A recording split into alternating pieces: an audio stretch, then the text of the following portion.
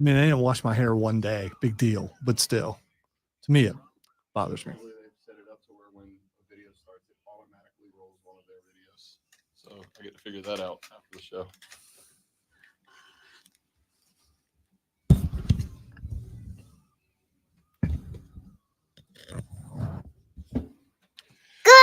And away we go. There it is. There it is. Boys, girls, ladies, gentlemen. Friday starts right now. Welcome in the Rob Brown Show's on your radio. It's Friday. Got to get down on Friday. Welcome in, my dear friends. It is spectacular to be with you. I hope that you are very well. I hope that the week has treated you at least as well as the week. This week has been very weak, dude. At least as well as the week can treat you as we all continue to. It has now been 7 days. It has been 7 days. Because looking at the clock. Yep. It was, yeah. It's been 7 days and like about 10 minutes for me. And we've hated all of them so far. Yeah. Well, not the days, but the days without power. I mean, we still have had shows and we're live. And, I mean, we're busy. Yeah. Well, like it's not the busyness. We could have it a whole lot worse. Yeah. But I am, I've been trying to be an island of positivity amidst a lot of negativity, and I think I've reached it. I think I'm done. I said last night to the lady friend, she got home from work, no power, had the generator running, had the lamp on, had the phone charging before bed, all that fun stuff. And about, I don't know, 8:00, she goes, I got to have some ice cream. She's like, I got to have something. And I looked at her and I said, yeah, I think I hit my breaking point. I think I've hit my breaking point. I said on Monday, and I mean it, and I maintain it. Like I am trying to attack life with an air of gratitude. I know that it could have been worse. I'm watching more and more horrific videos come out of the mountains of North Carolina, up around Asheville, Black Mountain, etc. And people's forget houses. People's entire neighborhoods are just gone. They just don't exist. There are parts of roads up into North Carolina that the interstate just doesn't exist anymore, right? Like the roads are just gone. And I understand and respect that it could be dramatically worse. And you to some degree feel bad about complaining. But as I told her, other people having problems doesn't mean that your issues aren't valid. Doesn't mean that your issues aren't issues, that your grievances aren't grievances. They are. And, I know there's a lot of good people that are around here from other parts of the country and from right here in the upstate that are out there on trucks and bucket lifts today already getting work done, trying to get power restored. I got yesterday in the text group, in the group chat amongst the boys, like three of their houses got power yesterday. So I know there's a lot of people out there doing good work to get everybody back to normal or as close to normal as we're going to be able to get before figuring out whatever the new normal. By the way, can I get out of an era where like every 6 weeks we have a new normal? Can we have like 1 year where normal just stays normal for a minute? Anyway, I know there's a lot of you guys out there doing good work, and we appreciate it immensely. There were some crews in and around my neighborhood yesterday that I got the chance to speak to, and they told me they had started the work, but they said, look, man, the number of trees that are down and the places that they are down in your neighborhood, we're looking at 2 days just to get to the power lines, and then probably another one before we can get you up and running. So my neighborhood looking like Saturday night is likely, which means that there's a very good chance that I'll be doing Bet for the Cycle and watching college football here on Saturday, because that's just the only option that I have. It's frustrating, but, and this is where I I turn around, as Lonzo pointed out, and do our best to be just the pillar of positivity that we are here in our community. Stay patient, stay calm. I promise you, we all understand the frustration. We all understand what you're going through right now. I promise Zoe and I do, as well as anybody else. But yeah, I'm not angry. I'm just, it's like, okay, yeah, it's let's do this. And they're making progress all over the place. It's not like they're not. You see lights on, you see power, but when it's not yours, it's just that sinking feeling in your heart that's like, please. And yeah. I know the deadline for like Duke Power is 11:45 tonight. And again, if it's possibility? not, Yeah. if it's not, it's not, because listen, those folks are busting their asses for us right now. They just are. They are busting it right now. Yelling, complaining, screaming at them, as I saw one person on the way home yesterday pulled over on the side of the road, very clearly Karening to a lineman crew.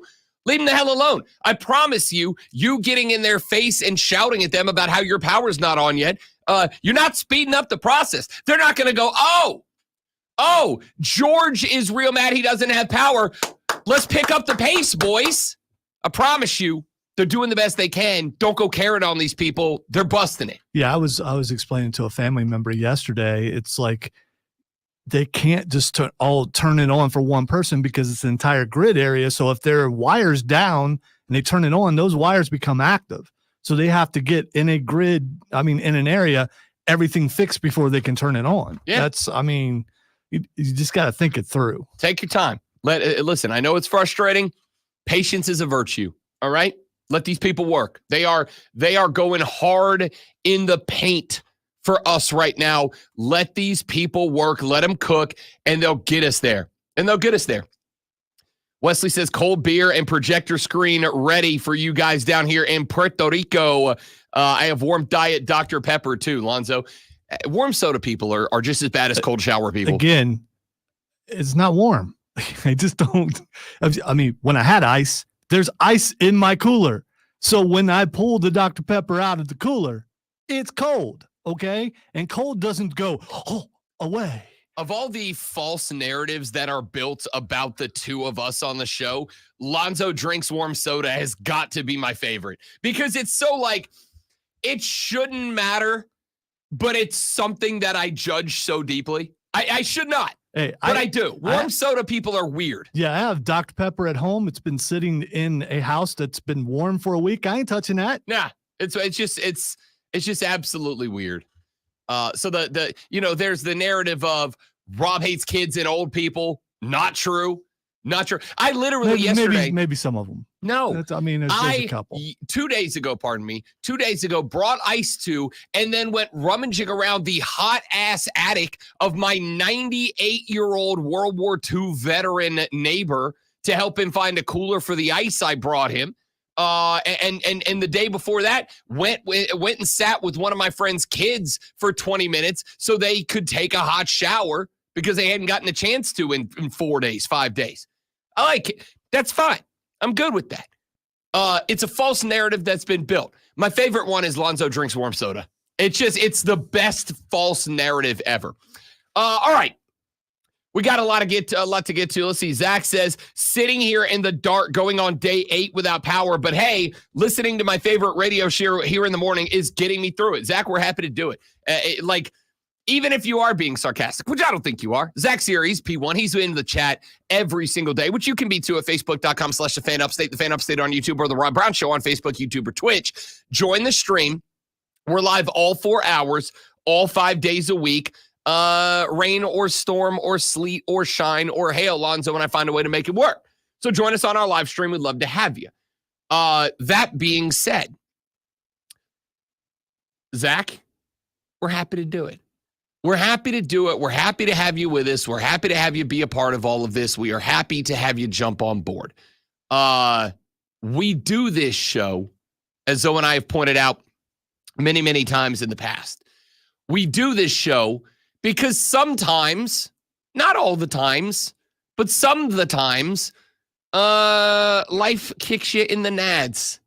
It just does. Sometimes Life isn't super duper fun. Sometimes it's a pain in the ass, to be honest with you. Like when you're going on day 8 sans power, like when you got to take cold showers like you're a damn Navy SEAL trainee for a week and a half.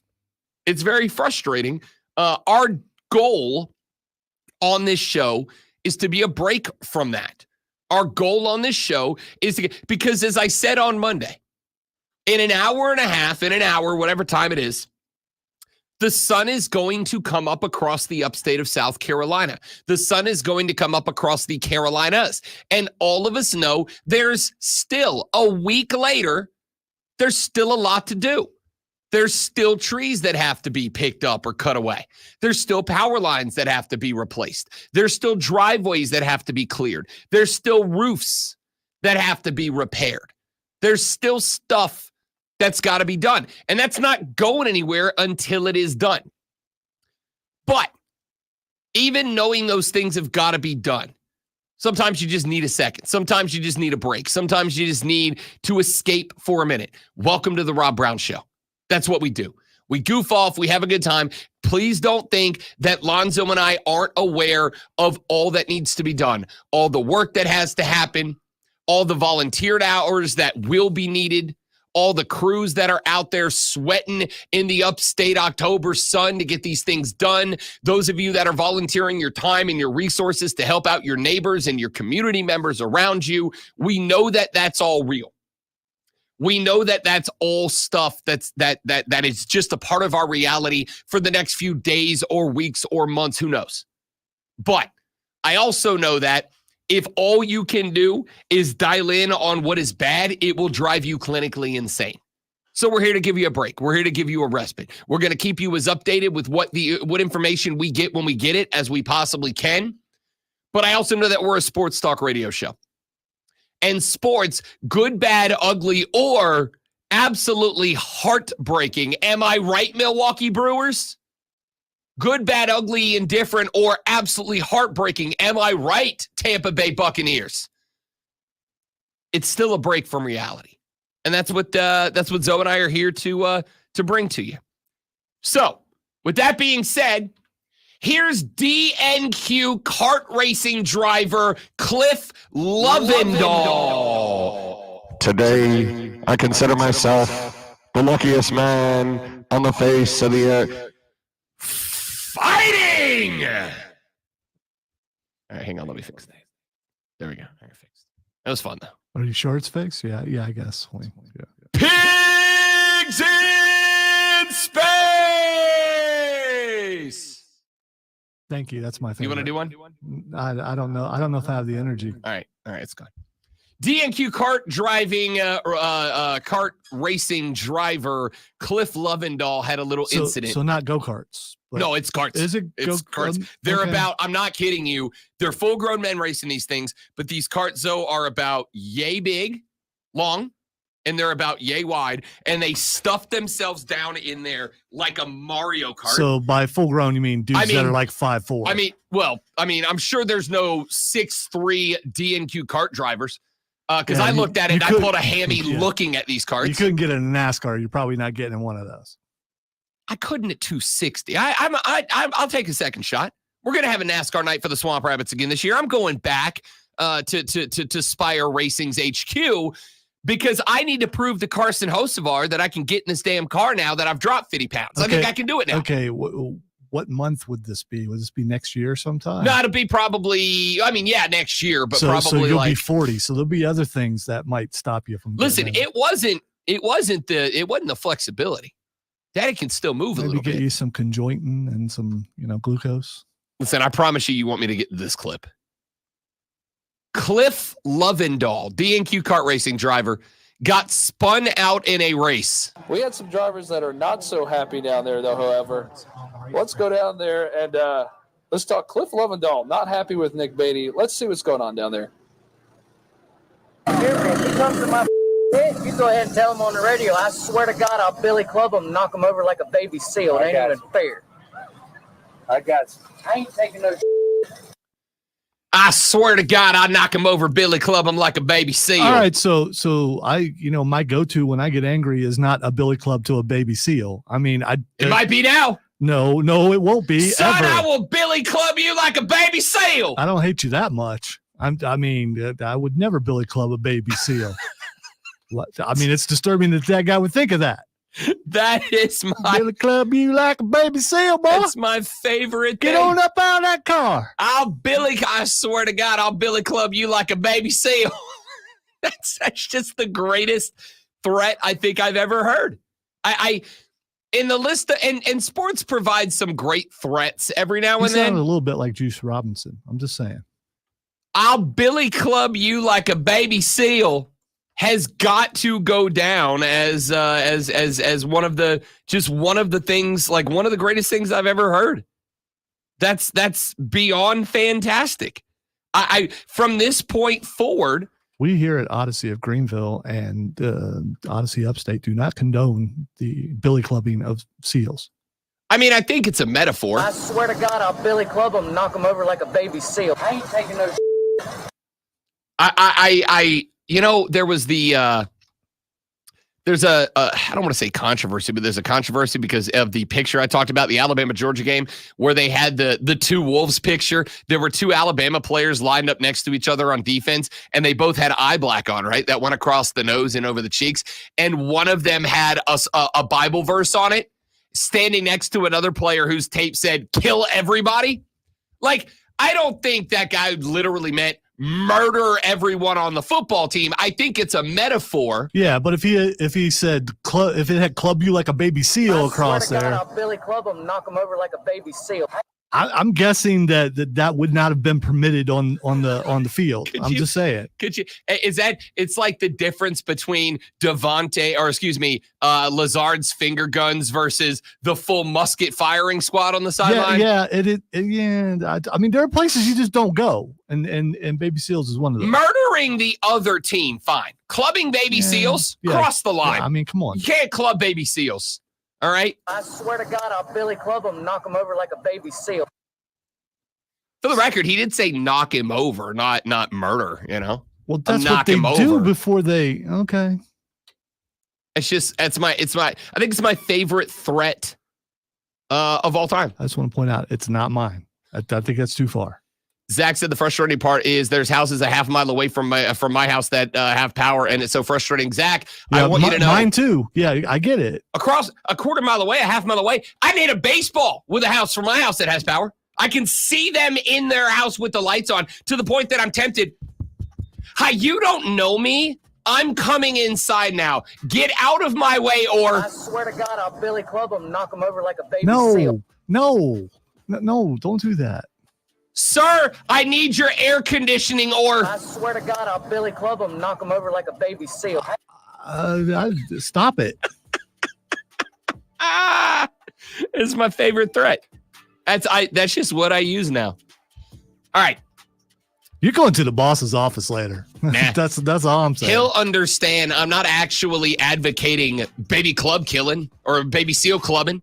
It's just hilarious. All right, we got to run to a break. When we come back here in just a minute, baseball once again proved last night, despite the fact that I hate the New York Mets with every fiber of my being. Baseball proved last night why it in the postseason can be one of the most electrifying sports in sports. I'll get there. Rob Alonzo and you, the Rob Brown Show's on your radio. Happy Friday, you people. It's the Fan Upstate. Or as the sign outside says, the effing Fan Upstate. Yeah. I don't know what to tell you, Zach. I don't take my job seriously. It just is what it is. You should know that by now. Until later when he's in the office looking down on the ground. Yes, sir. I realized that was probably too far and that Lonzo tried to get me to stop, but I just wouldn't listen.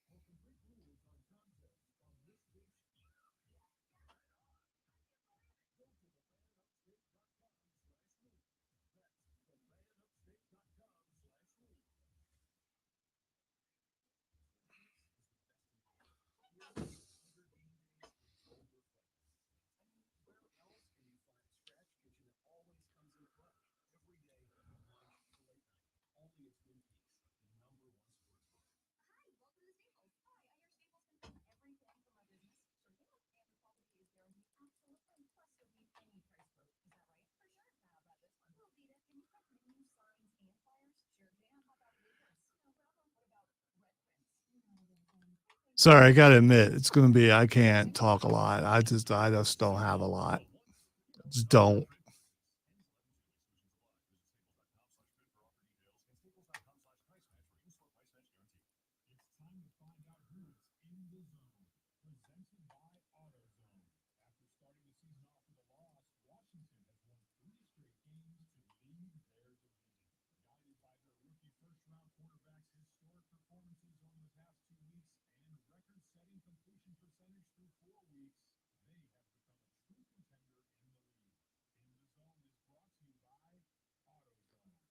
Don't do that, Joe. Do not encourage that.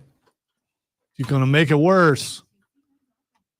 If you don't hear him for a while again, you know he has no days off. So if suddenly he's not here, you know what happened.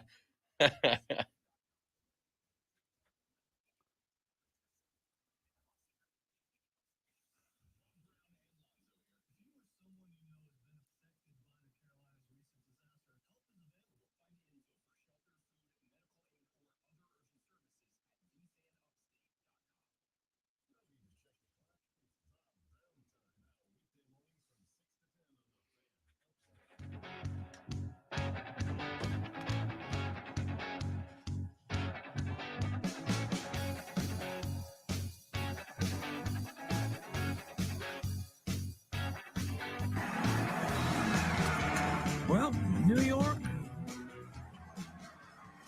down, they did it.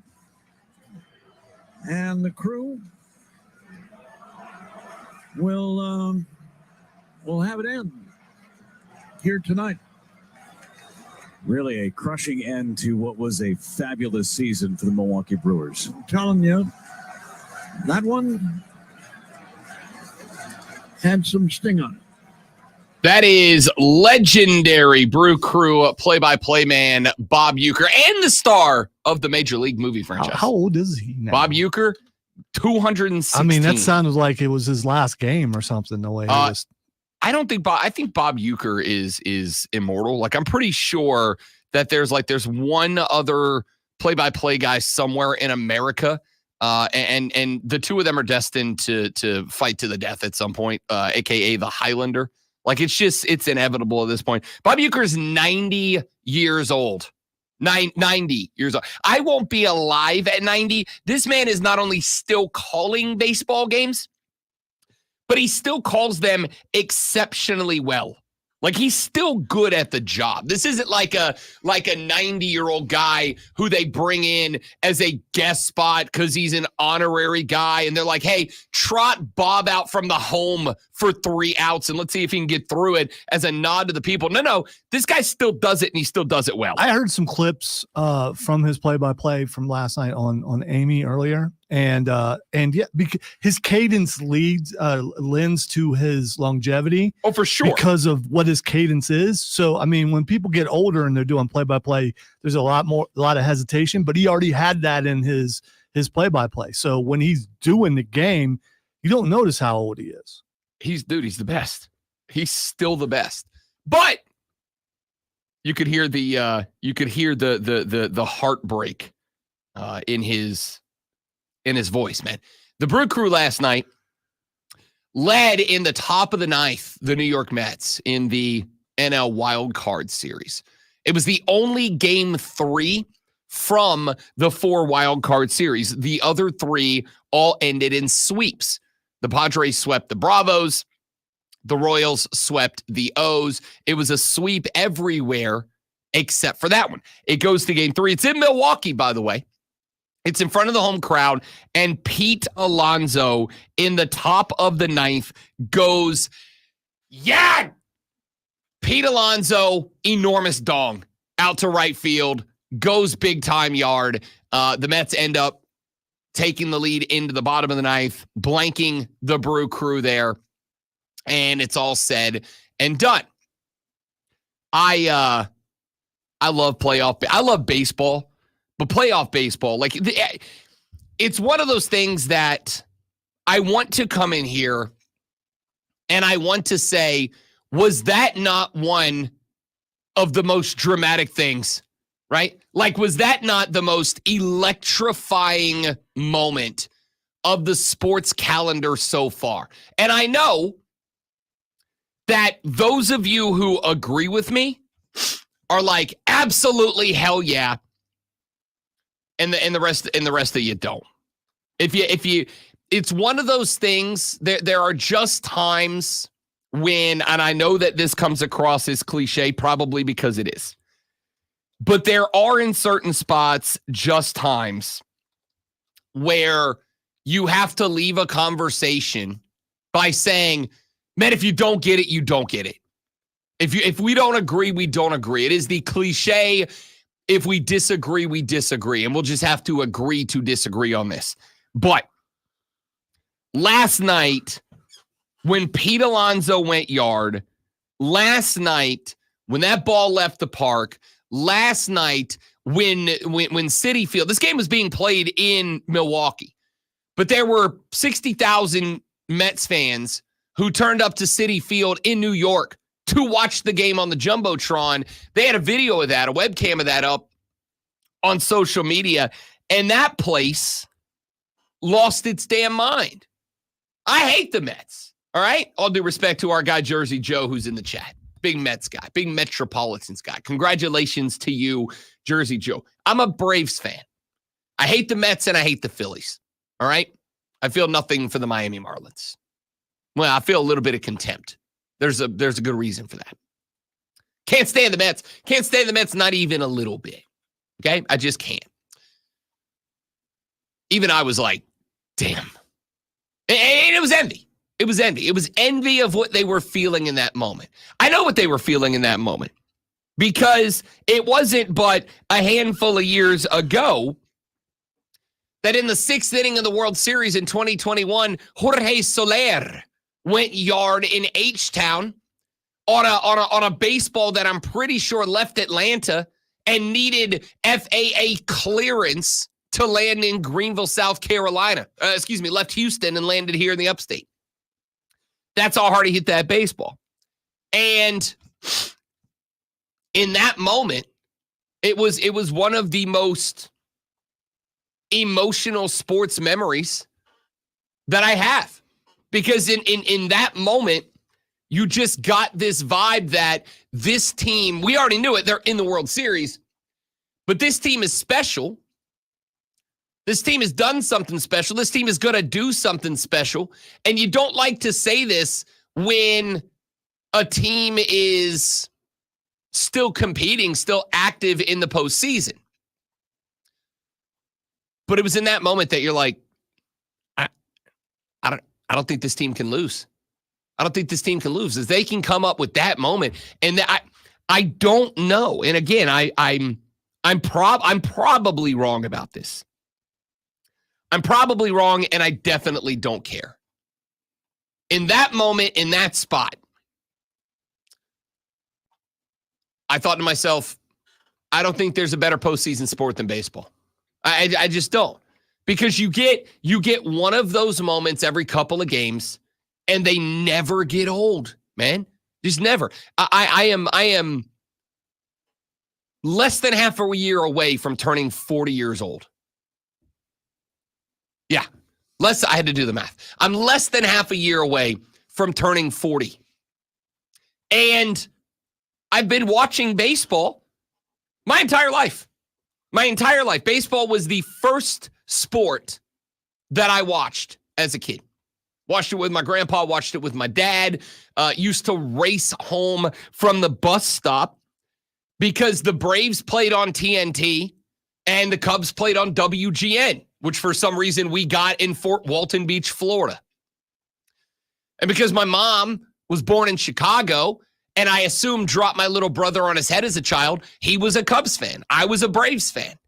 And if both teams had an afternoon game, whoever got home from school first got to put their baseball team on the big TV downstairs, and whoever got home second had to go upstairs to the little TV.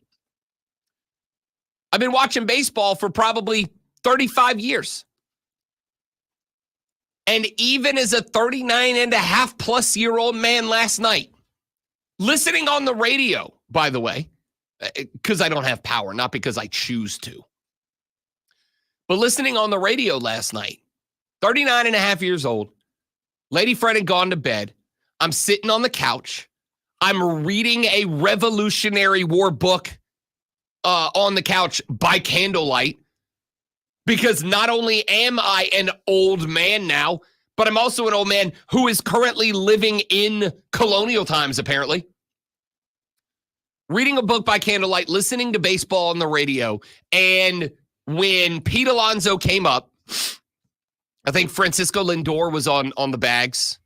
Who was it? It was Lindor and whoever was batting behind him, both on the bags. Was it Winkler? I think it was Jesse Winkler, both on the bags. And up comes Alonso.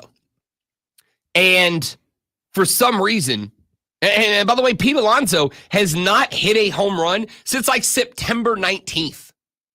It's been almost a month since Pete Alonso went yard. But because it's baseball, and that's a story, it's a hell of a story. I'm listening to Bob Uecker, and he's describing the situation at 90 years old. This man was born in 1934. This man vividly remembers World War II. He was like a teenager when that happened. So listening to Bob Uecker set the stage for the Pete Alonso at bat, I thought to myself quietly, because she was in bed and I'm a good husband. I thought to myself, this has got moment written all over it, right? This has got moment written all over it. Because no matter what happens, with this at bat, there's drama coming out of it, right? Either Pete Alonso's going to do something special, and he's gonna get a hit that's going to score a run, tie this thing up, or he's going to get struck out, and one of the biggest threats in the Mets lineup is neutralized at a moment that is win or go home, or Pete Alonso is going to do something that Mets fans are going to be talking about forever. Braves fans will talk about that Jorge Soler dinger forever. This is a swing of the bat, an at-bat, that Mets fans might be talking about forever, which as a Braves fan is infuriating. Because now I got to listen, especially if the Mets do anything this year. A team that was projected and expected to, Mets gonna Met, LOL. Bob Uecker sets the stage. I closed the book. I put the book on the coffee table. I picked up the phone because I was listening on the radio, but I was listening to the radio on my phone because it is 2024. I picked up the phone. I turned the volume up. I laid back on the couch. I set the phone on my shoulder and I just dialed in. And I listened to the call of the home run and I just went, damn. Baseball's the best. Baseball's the best. It is one of those times that, and I don't like to be this guy, but in this moment, I don't know what else to say. If that moment didn't strike that feeling of romance about sports in your heart, we're just different people. And that's okay. That's okay. We're all allowed to think and believe and act different ways. But if that dinger didn't do something to you, if it didn't tug at the heartstrings, even as a guy who hates the Mets, by just how good baseball can be, the ultimate mix of team sport and team of sport of individual accomplishments. If that didn't get you, even if you wanted the Mets to lose, hands up, that's me. We just operate on different planes of existence because that was just baseball at its best. Postseason baseball is the best, which we'll talk about because the divisional round brackets are officially set. Back after this on the Rob Brown Show on the Fan Upstate.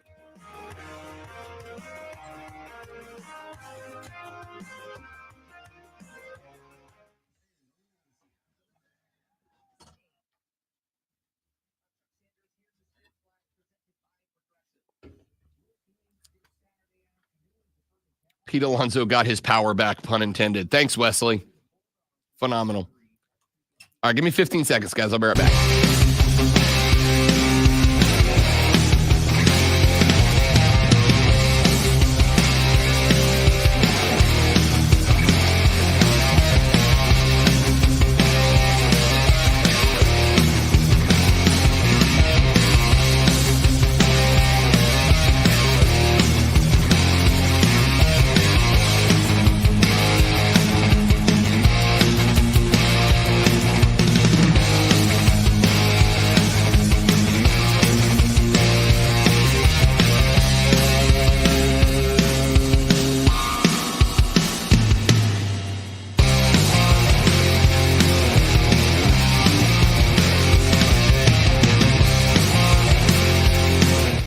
All right, thanks for hanging in there, guys. What about March Madness? March Madness, I think it's good because it's so manic, right? Like I think the emphasis on baseball is those individual moments of glory, whereas with March Madness, it's because it's just so overwhelming. There's so many things that happen. So especially those first 4 days, right? The first 2 rounds when they're playing closer to the campuses of the good schools. There's just so many more moments that happen so rapidly that it's just overwhelming. And this is a good thing. But I think that's why March Madness is up there. Baseball has those, like Pete Alonso's one swing of the bat last night changed the future of the MLB postseason for this year. And it was unbelievable.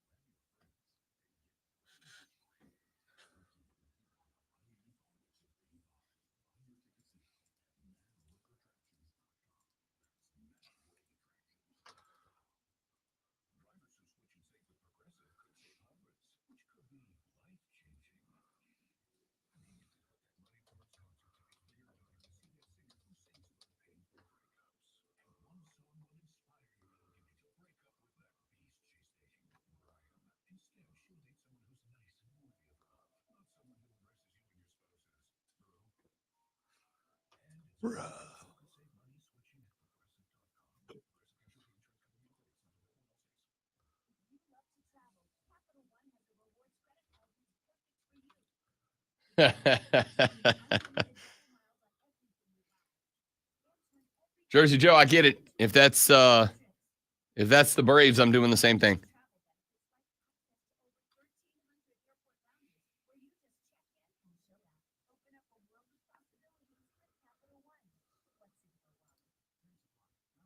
I did I didn't do the same thing because I didn't live Voto yet. But when Soler launched that moonshot against the Astros, like I will hang on to that forever. When I tell you I couch popped, as Cody Decker calls it, a Road Warriors pop.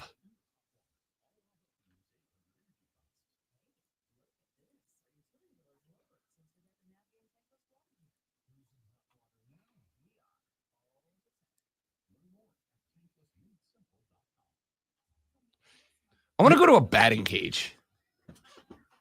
I know. There's one right there, and I haven't gone yet.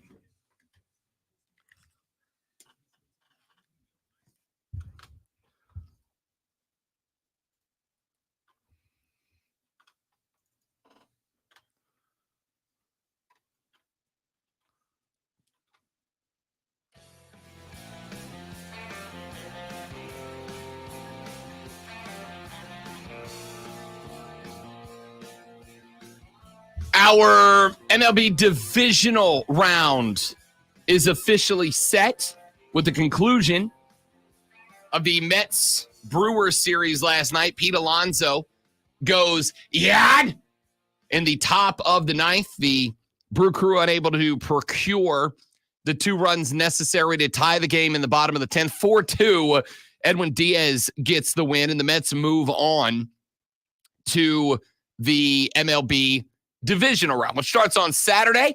1:08 first pitch. Detroit's at Cleveland. The Mets and the Phillies in an NL East divisional round showdown. The Royals, Kansas City, sending Michael Waka to the bump against Yankees ace Garrett Cole. San Diego is at the Padres in 8:38 pitch, 6:38 for the Royals and the Yankees live in New York. Who does San Diego play? That would be the LA Dodgers. Okay, because you said they were at the Padres. Sorry. Yep. The Padres at the Dodgers in NL West matchup in the divisional round. Dylan Cease versus Yoshinobu Yamamoto is your pitching matchup in that one. Dude, I love this. And I'll tell you why. You know what? I'm not going to tell you why I love this. Instead, I am going to let Tim Kurkjian tell you why I love this. Scott, there is no favorite. There is no prohibitive favorite. There is no 100-win team for the first time in 2014. This is the most wide open playoff race I have ever seen. I give a chance for all 12 teams, at least I did at the beginning, to actually get to the World Series. I can never remember a season where I thought 12 teams were good enough to go to the World Series, and now I believe it even more. The Royals have 4 really good starting pitchers. They have a closer that throws 100 with a great changeup. They have an all-star catcher, and Bobby Witt is the second best player in the American League.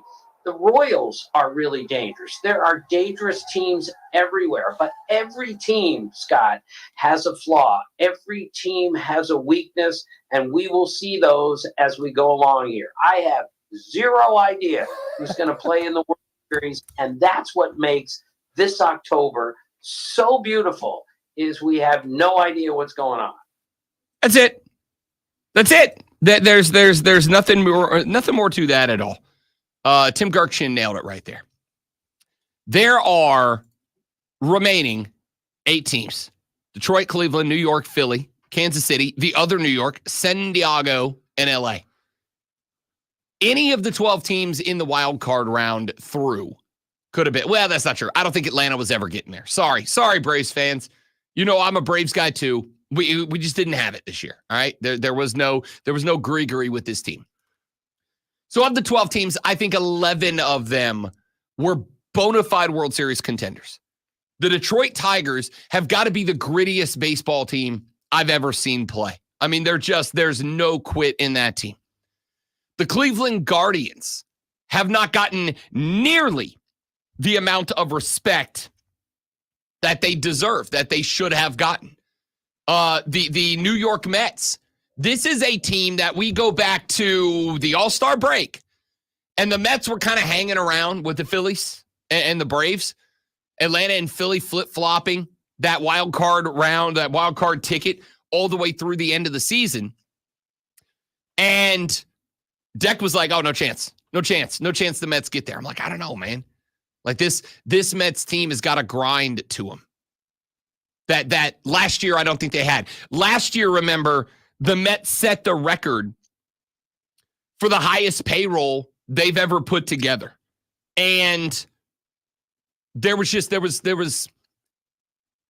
no heart to that team, right? Like that team was to me, the illustration of you can't buy a championship. You can't. You cannot just have the highest payroll and think that is automatically going to guarantee you a damn thing. Last year's Mets were that. This year's Mets, not so much. This year's Mets grounded out. Nope, that's not the right, because we're talking about baseball. They grinded. Is grinded the past tense of grind? It's ground? Ground? The correct past tense of the verb grind is ground, but grinded is also acceptable in informal context. Well, this show is definitely informal. So you're good. You're good. Grinded is more common in American English and acceptable in informal context. For example, I grinded for experience. Okay. However, it should be avoided in academic writing. So there you go. If you're writing academically. Or if Chris is in the room. Yeah, or if Chris is in the room. You don't want to do that. I'm going to go with grinded. I think baseball's informal enough. This Mets team grinded it out. There's the Philadelphia Phillies, a baseball team that took the division, took the division, jumped out to an early lead. They did exactly what you're supposed to do. Philly had the easiest first half schedule in all of baseball, and they took advantage of that fact. This is a conversation that we have across a lot of sports every year. Well, Team X has the easiest schedule in all of sport Y. It's like, great, but you still got to play those games. And especially in baseball, where the best teams are still going to lose 60 to 80 games. The worst teams are going to win 60 games. So even in baseball, where I would argue, let's see, the worst teams in baseball this year, the White Sox, borderline history, they won 41 games. Worst team in baseball. Over in the National League, even the Marlins, the second worst team in baseball, won 62 games. The Colorado Rockies are a team that are frequently and openly mocked by how pathetic their leadership is, how pathetic their franchise is. 61 wins. The difference between the best teams and the worst teams in baseball is 30 games, 35 games on average, maybe 40. It's a big difference over the span of a full baseball season. But it's not as dramatic as some other sports, right? The difference from the best in the NFL to the worst in the NFL is dramatic. You're talking teams that are going to have 13 wins versus teams that are going to have 3. That's a dramatic difference when you talk about a 17-game schedule. When you're talking about a 162-game schedule, 60 games is still dramatic, but it's percentage-wise not as dramatic, right? And so Philly having the easiest schedule in baseball, keeping in mind, taking into context the fact that the teams at the bottom of the standings are still going to, on average, win 60 to 63 games a year. The White Sox are the outlier. I don't count them because they're not a real team. You still have to go take advantage of that. The Phillies did. And then they got to the second half where they had one of the most difficult schedules in all of baseball. And they just kept winning. They grinded out the second half of the season. This team's dangerous. The Kansas City Royals might have the best 1, 2, 3, 4 deep rotation in all of baseball. Bobby Witt Jr. is one of the best 4 or 5 baseball players in baseball this year, and he's put that team on his back. This Royals team is dangerous. This Yankees team, with their murderer's row of hitters in the middle of the lineup, combined with a Garrett Cole-led staff, are exceptionally dangerous. This Padres team, San Diego won almost 70% of their games in the second half of the season. That's unbelievable. That's incredible. That's a team that, had they played the first half like they played the second half, might have been the only 100-win team in baseball. There are no 100-win teams. And to me, there's 2 reasons for that. Reason number 1, as I've talked about all season long, is because I don't think teams were fighting. We'll see if it comes to fruition or not. Over in the National League, which is where I'm most interested, the Dodgers and the Phillies both got a first-round bye. They both had a week off because they don't play till Saturday. So they had a week off. Do they come out sloppy? Do they come out slow? Do they come out with bad timing and rhythm? If they don't, they win this, I think we will go back to having 100-win teams next year. If Philly and the Dodgers on the National League side both end up getting bailed out, then I think you'll see no 100-win teams next year either. Because I don't think that teams were fighting like they traditionally did. I don't think teams were fighting for the first round bye this year because it's been a liability. The Yankees and the Guardians, 94 and 92 wins respectively. I don't think that they were fighting for the first. I think teams will take it if they can get it, but I don't think they were fighting for it. If the Yankees and the Guardians both get bounced in the divisional round after being off for a week, I don't think we'll see 100. If we have 3 of the 4 teams that lose, that got a first round bye, I don't think you'll see 100 win teams very frequently from this point moving forward. But I think there's another reason across Major League Baseball that we didn't get a 100 win team this year. And I think that reason is the fact that parity is really good. Parity is really good. Parity in Major League Baseball is the best in any, to me, any professional American sport right now. Because like I said, it's a 12-team playoff bracket. I think 11 teams had a chance to go to the World Series. And I will tell you that, and the only difference between me and Tim Kirchian, who said he thought that all 12 teams in the postseason had a chance at winning the World Series this year. The only difference is, while I am a pillar of positivity within my own community, I am an absolute, what's a similar word to pillar that starts with N?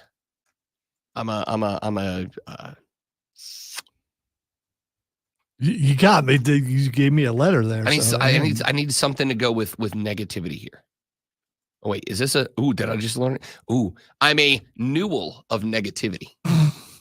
Newel, the central supporting pillar or spiral of a winding staircase. Wow. So if you have I know what it is. Spiral staircase, that column in the middle is called a newel. How do you spell that? Newel. Okay, that's how I thought you would spell it. All right.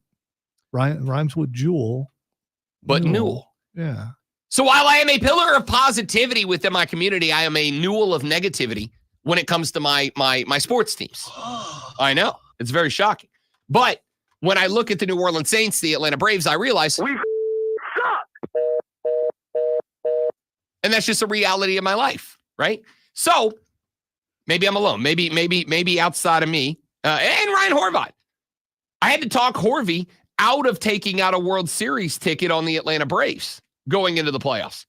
He asked me on BetMGM on Tuesday. He's like, should I put in a ticket? They were like 12-1. I was like, no. Just Venmo me that money. I'll use that more wisely than that. But parity in Major League Baseball, I think, might be the best parity. I would look at the NFL standings right now. The difference between the teams at the top of the league, the 4-0 Chiefs, the 3-1 Steelers, the 3-1 Steelers, the 3-1 Bills, the 3-1 Commanders, Seahawks, 4-0 Vikings, 3-2 Falcons, 3-1 Texans. The difference between them and, say, the 1-3 Dolphins, Browns, Bengals, Titans, the 0-4 Jaguars, the 1-3 Giants, Rams, and Panthers, the difference between those teams is immense, right? When we get to the playoffs, there will be 2 or 3 NFL teams in the playoffs that you go, yeah, this team doesn't have a shot. This is a warm-up team for whoever caught them in the first or second round. Just like for a while in the 4-team playoff in college football, that 4th team, there was no irrelevant. chance. Yeah. Like, in baseball, like when Cincinnati got in there, or a team like that. Yeah. In baseball, we had a 12-team bracket that I believed 11 teams could win the World Series. Tim Kirkshin said all 12 could have won the World Series. Baseball's postseason is the best. It's the best. And last night was just an appetizer of what's to come. All right. You know what else is the best? The best 60 seconds of this show is when Lonzo reads the Sports Flash. Not true. The Atlanta Falcons now hold possession of first place in the NFC South after knocking off the Tampa Bay Buccaneers last night in overtime, 36-30. Kirk Cousins threw for 509 yards and 4 touchdowns with 1 interception, including 154 yards and a touchdown to Drake London and 105 yards and 2 touchdowns to Darnell Mooney. Tampa Bay quarterback Baker Mayfield went 19-24 with for 180 yards and 3 touchdowns in the loss. It's still pretty good. The National Hockey League regular season opens with a full slate of games starting this afternoon at 1 when New Jersey and Buffalo take the ice, followed by 4 games at 7 p.m. that include the Carolina Hurricanes hosting the Tampa Bay Lightning. And make sure you tune in this Saturday at 12:30 as the Furman Paladins take on the Citadel Bulldogs. Furman versus Citadel right here on your home for Paladins football. The Fan, upstate.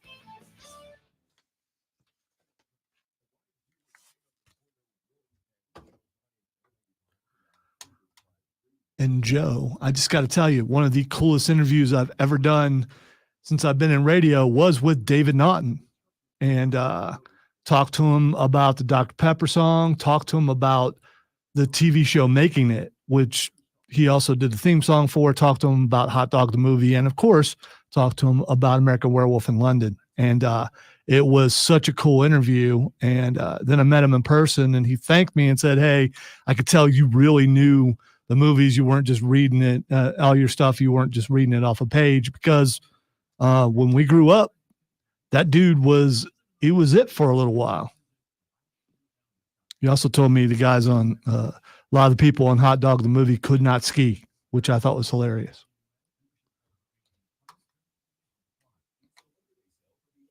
That ranks up there as one of my favorite interviews of all time.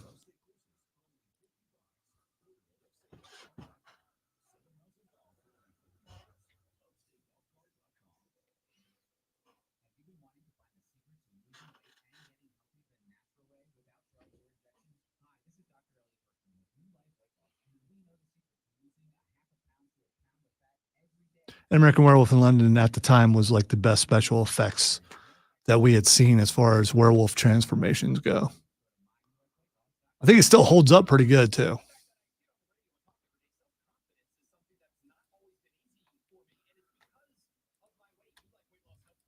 And I unfortunately have those dream sequences, every once in a while.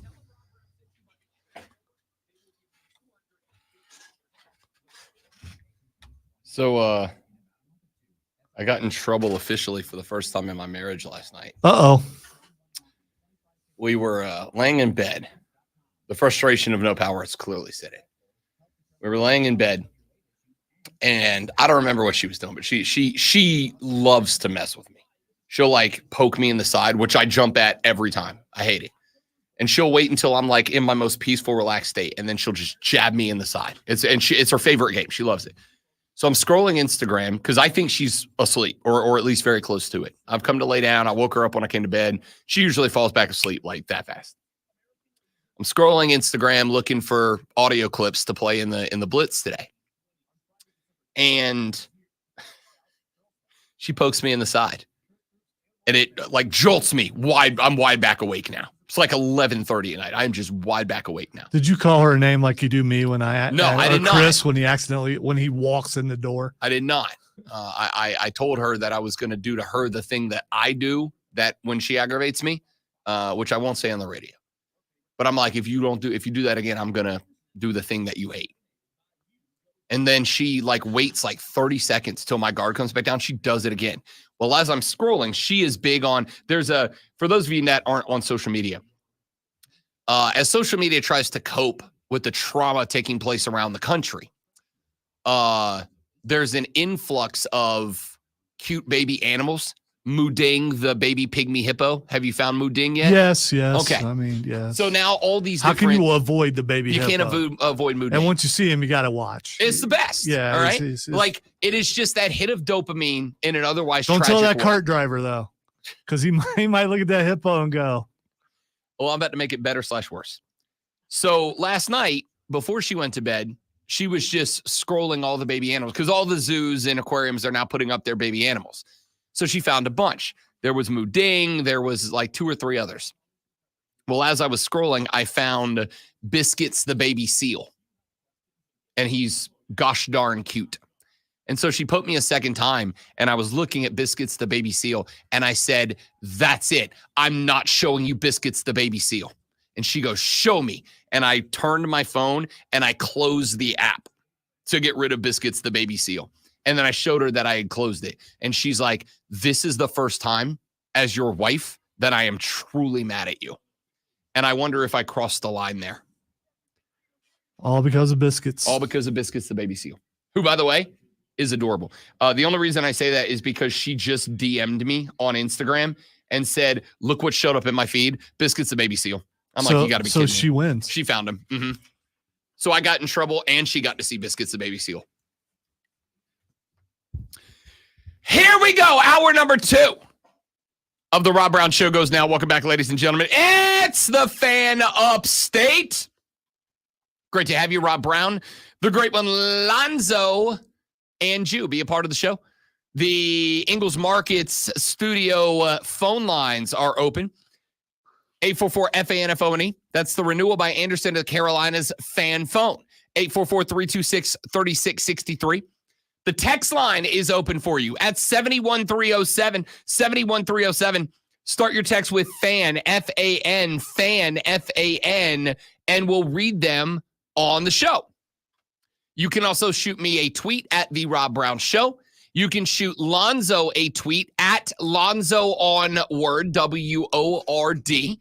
Or you can get to everybody on the platform at The Fan Upstate. All the different ways to go. And, of course, don't forget our Voice Notes app is now available for you. Well, the Odyssey app and the Voice Notes feature. You go to the Odyssey app, A-U-D-A-C-Y. I don't know why I felt the need to say it 3 times.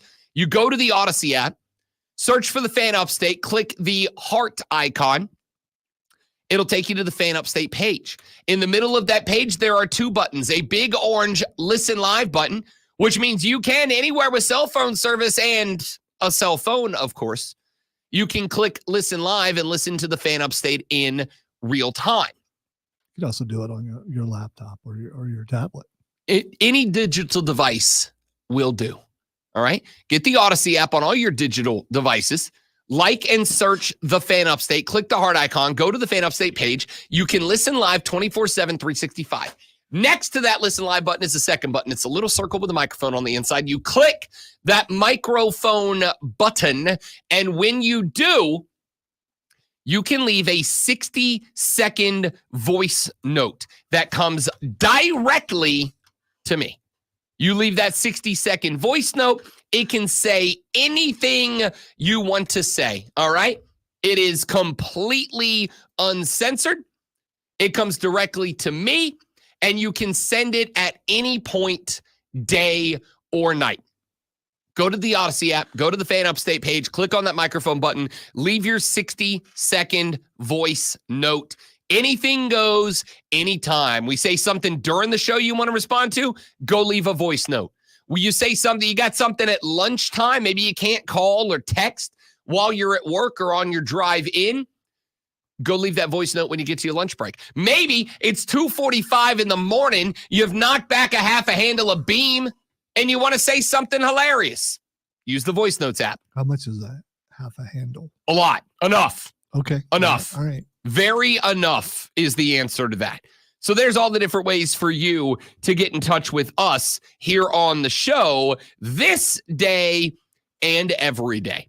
It is 7:03 in the morning. You have 56 minutes and 12 seconds until the workday officially begins. And when you get to the office, you're going to want to know what's going on in the world of sports. And if you want to know what's going on in the world of sports, ladies and gentlemen, you need this. Are you ready for the playbook of the peculiar, the almanac of the absurd, and the encyclopedia of the extraordinary? Well, you better be, because we're diving headfirst into the 3 top stories that will have your coworkers saying, Friday, gotta get down on Friday. No. Here we go. Welcome to the water cooler cheat sheet on the Fan Upstate.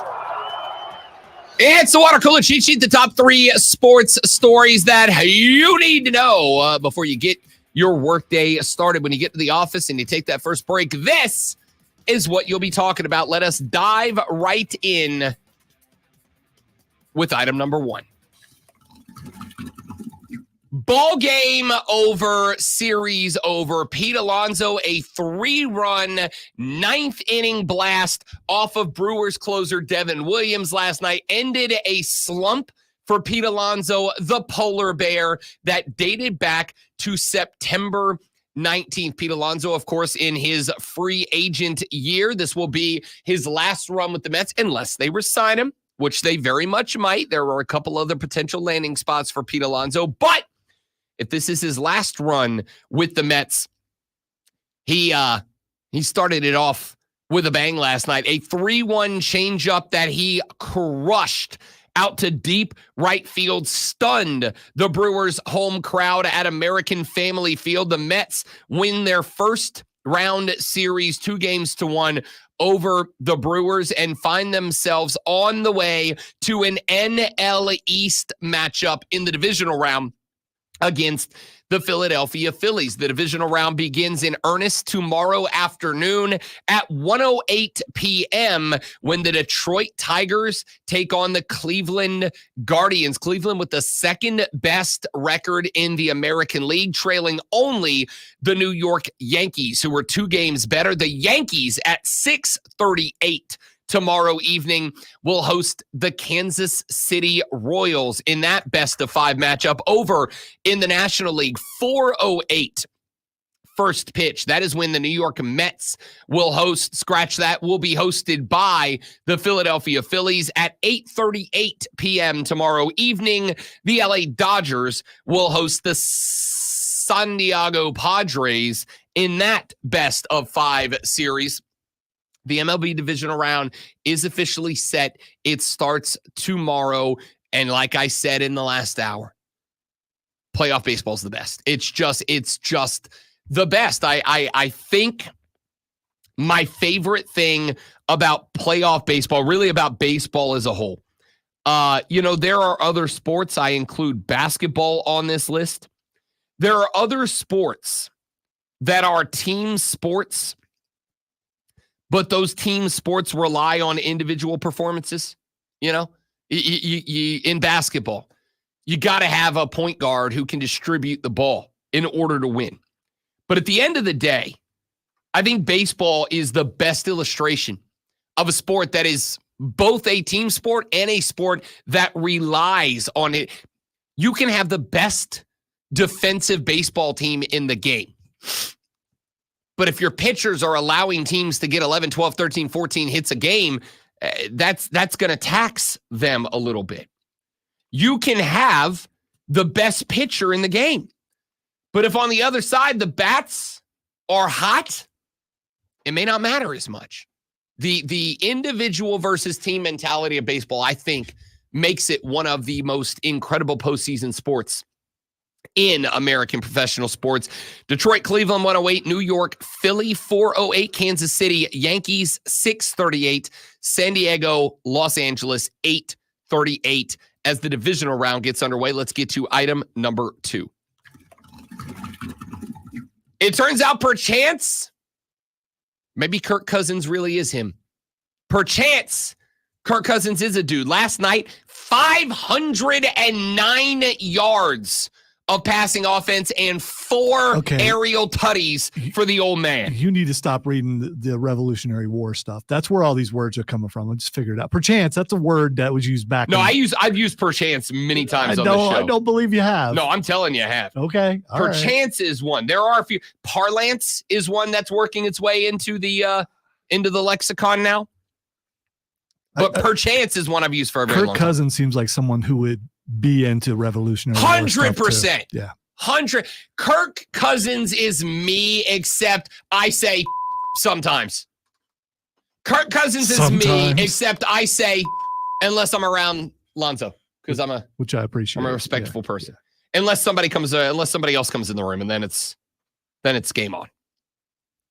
What do you mean, like Girl Scouts or something? Wait. You know who else is joining the ranks? You know what? This audio actually works. I was saving this for the Blitz. You know who else joined the Kirk Cousins, Rob Brown Old Man Club? Pete freaking Alonso. It's with the pumpkin. It's the playoff pumpkin. Is that it? Yeah. It's the playoff pumpkin. What do you do with it? Well, nothing's more like fall than playoff baseball and pumpkins. Where'd you get it? Here in Milwaukee. Yeah, my wife and I, we went to, I think, Bell's Farms. It's probably about 20, 25 minutes outside. They have a great little setup there. It's like a little pumpkin patch and a hayride, so it's nice. You personally bought that pumpkin? I picked it myself, yes. Pete Alonso, while setting up for the NL wildcard round in a Game 3. Get why that was funny, right? Because he took time away from the baseball team to go to a pumpkin patch with his wife, and he picked out his own pumpkin and then loved that pumpkin so much, he brought it to the game. Because Pete picked the pumpkin at the pumpkin patch. That's why that was funny. Very good. Very good. I'm going with, because I am also a sucker for a good trip to the pumpkin patch or the apple orchard. Orchard. We was at the orchard. Yeah. I am a sucker. That bass line just got to you, and you just immediately went into that. I got you. Okay. I am also a sucker for a good trip to the pumpkin patch or the apple orchard or the winery. I will go 100% of the time. All right. 100% of the time. Is there a place where you can get all three of those? If there's not, there should be. Okay. If you were telling me somewhere I could go and I could start my day with a nice pumpkin stout, and then I could move over to a lovely crisp apple cider, and then I could finish my evening with a nice Chardonnay made from a red clay white grape, I will never leave. I would be there every day. I would say, if you will set up TVs for me to watch college football, I will be here from 11 a.m. to 10 p.m. every Saturday, every fall. Well, just ignore him. That's Rob the wino. It's okay. And cider O and stout O. 100% I would never leave. All right. And I would Uber home responsibly. So, me. If you never leave, you don't have to go home. I'm just saying. Me, Kirk Cousins, and playoff Pumpkin Pete Alonso in the Colesboro Club. Anyway, Kirk Cousins good at football. 42 of 58. They threw the ball 58 times. Remember, I want to take you back one day.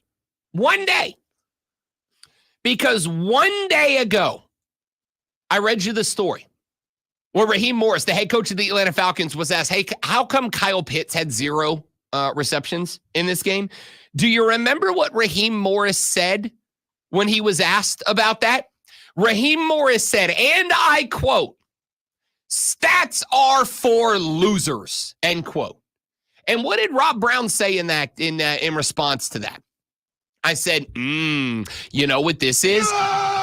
This is an NFL coach who realized he screwed up. This is an NFL coach who realized that we ain't dumb.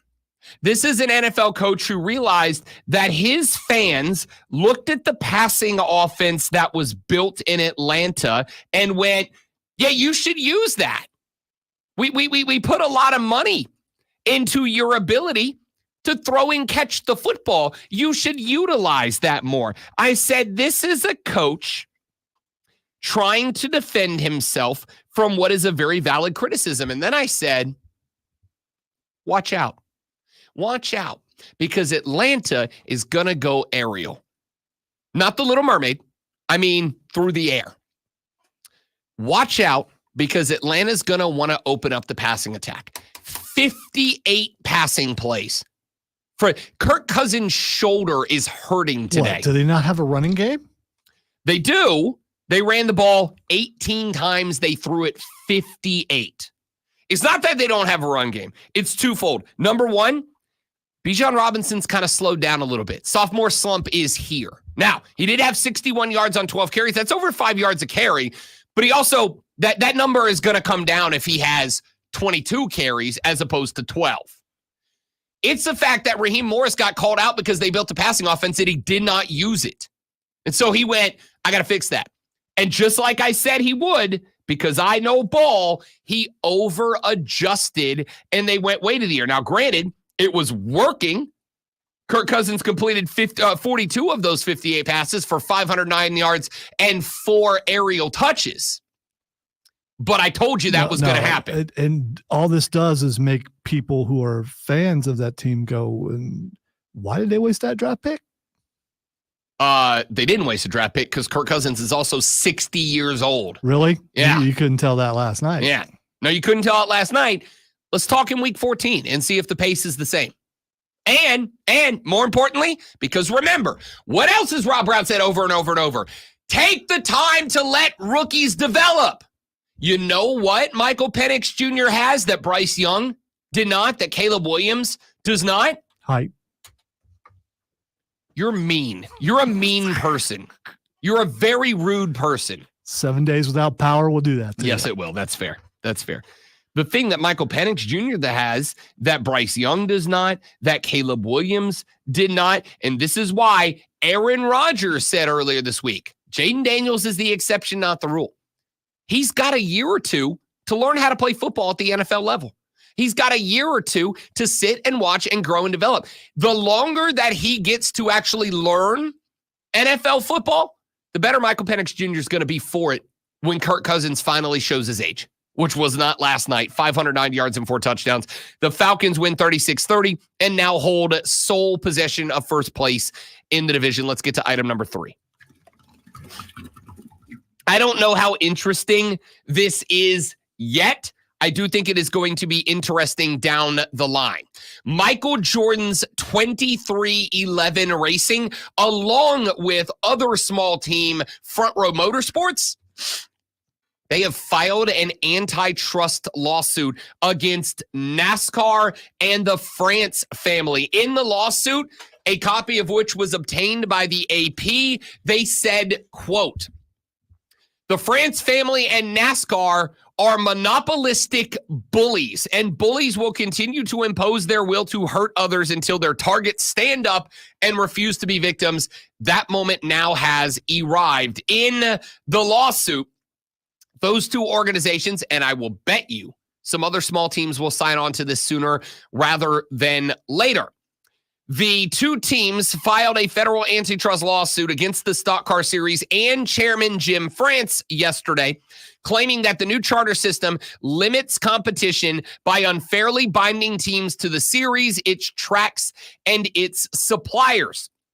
The lawsuit was filed in the Western District of North Carolina in Charlotte after 2 years of contentious negotiations between the privately owned National Association for Stock Car Automobile Racing and the 15 charter holding organizations in the Cup Series. NASCAR, back in early September, presented their final offer on what is essentially a revenue sharing model. 13 organizations signed, with most saying that they did so under duress or they felt threatened to do so. But Front Row and 2311 both refused to sign. They hired Jeff Kessler, a top antitrust attorney who has represented the players in all 4 major professional North American sports, helped push the NCAA towards an era of paid college athletes, and won a landmark equal pay settlement for members of the U.S. women's national soccer team.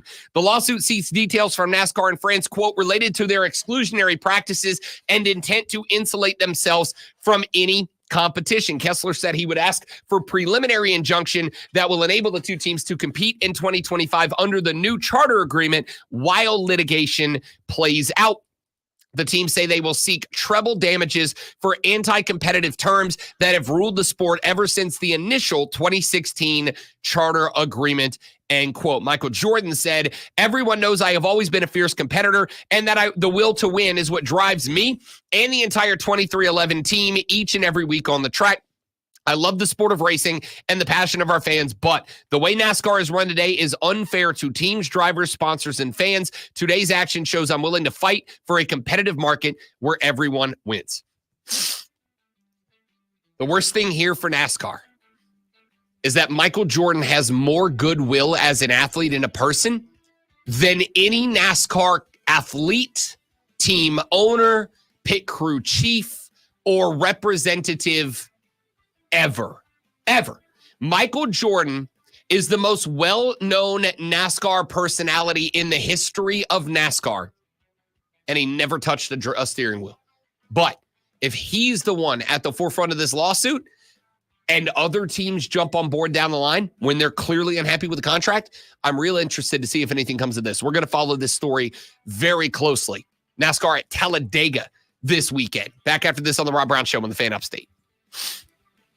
Mad world.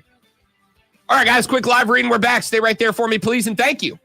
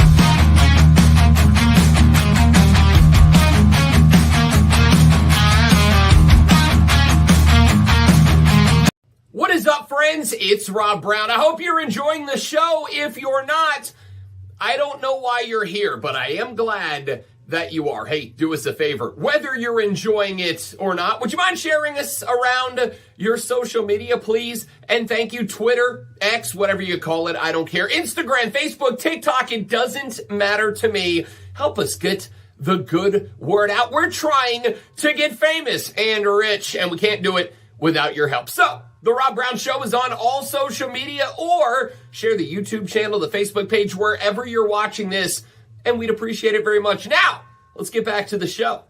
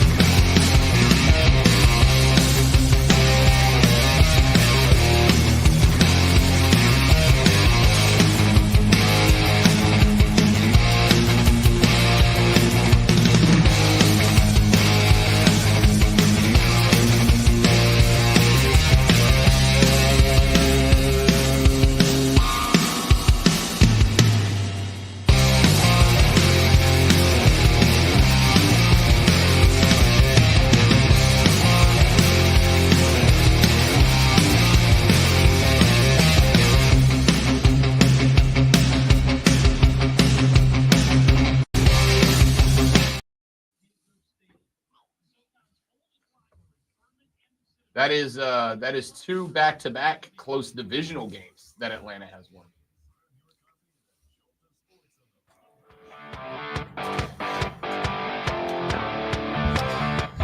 The voice notes feature available on the Odyssey app. Go to the Fan Upstates page, click on the little microphone button, and you can leave a voice note up to 60 seconds like Greg from Lyman did. Greg said, pretty soon we're going to have Rob on the air saying, "Lo, hath thou seen Kirk Cousins throw thine deep ball? Egad, it was miraculous, I say. Perchance he is one of the greatest quarterbacks that doth play football." That's pretty good. That's pretty good. Egads! I was acting. I am an actor. A thespian. That's pretty good, Greg. Well done. Well done. You can leave your voice note, the Odyssey app, go to the Fan Upstate page, click on the little circle microphone button, and whenst thou does, thou'st may leave. I don't think that's how that one works. You can leave a 60-second voice note as Greg did. Greg, appreciate that. And by the way, please do know, it is uncensored. You can say whatever you want, all right? I will screen them before they play them. Don't think you're going to slip one by old Rob Brown. When he says screen them, he means he won't play them until I listen to them off the air. Then I'll play them on the air if they're good. He might add some, and by the way, some bleeps. If your voice note sucks, I'm not going to play it. All right? Make it not suck. Like Greg from Lyman. That's pretty good. Lo, Kirk Cousins, thou place the goodest footballs. I feel like that's pretty good. Appreciate that, Greg. You are welcome to send yours in as well. Go to the Odyssey app, go to the Fan Upstate page, click on the microphone button, leave your 60-second voice message for us to play live on the air. All right. Couple more things to get to here on the radio show. Let me ask you about this great one. There is coming out in the next day or two going to be a change in interview policy for NFL players. Effectively, locker room access to NFL players is about to be greatly limited. Cincinnati Bengals offensive lineman Ted Karras explained it yesterday. Yeah, so as you've heard from a couple teams now, and the NFLPA is going to come out with a statement in an effort to protect the sanctity of the locker room and the comfort of the players. Each team is going to figure out a program to where we conduct our interviews outside of the locker room. Now, this doesn't bar you from the locker room. We can't do that. But what we want to do is get cameras off guys in private moments in our locker rooms. So I've been working with Emily, I've been working with PJ, and I'm going to work with you guys to figure out the best solution so that you guys get the content you need, the sanctity of the locker room is protected, and this is what our membership wants, to feel more comfortable in a private space that is the locker room. So if you guys have any questions about it, please come to me and ask. We want to make this as smooth as possible.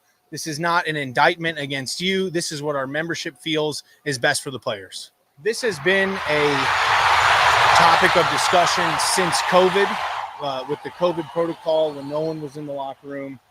It's been brought up several times since then. And now we figure it's the time to do it. But we're still going to, have everyone will still be available.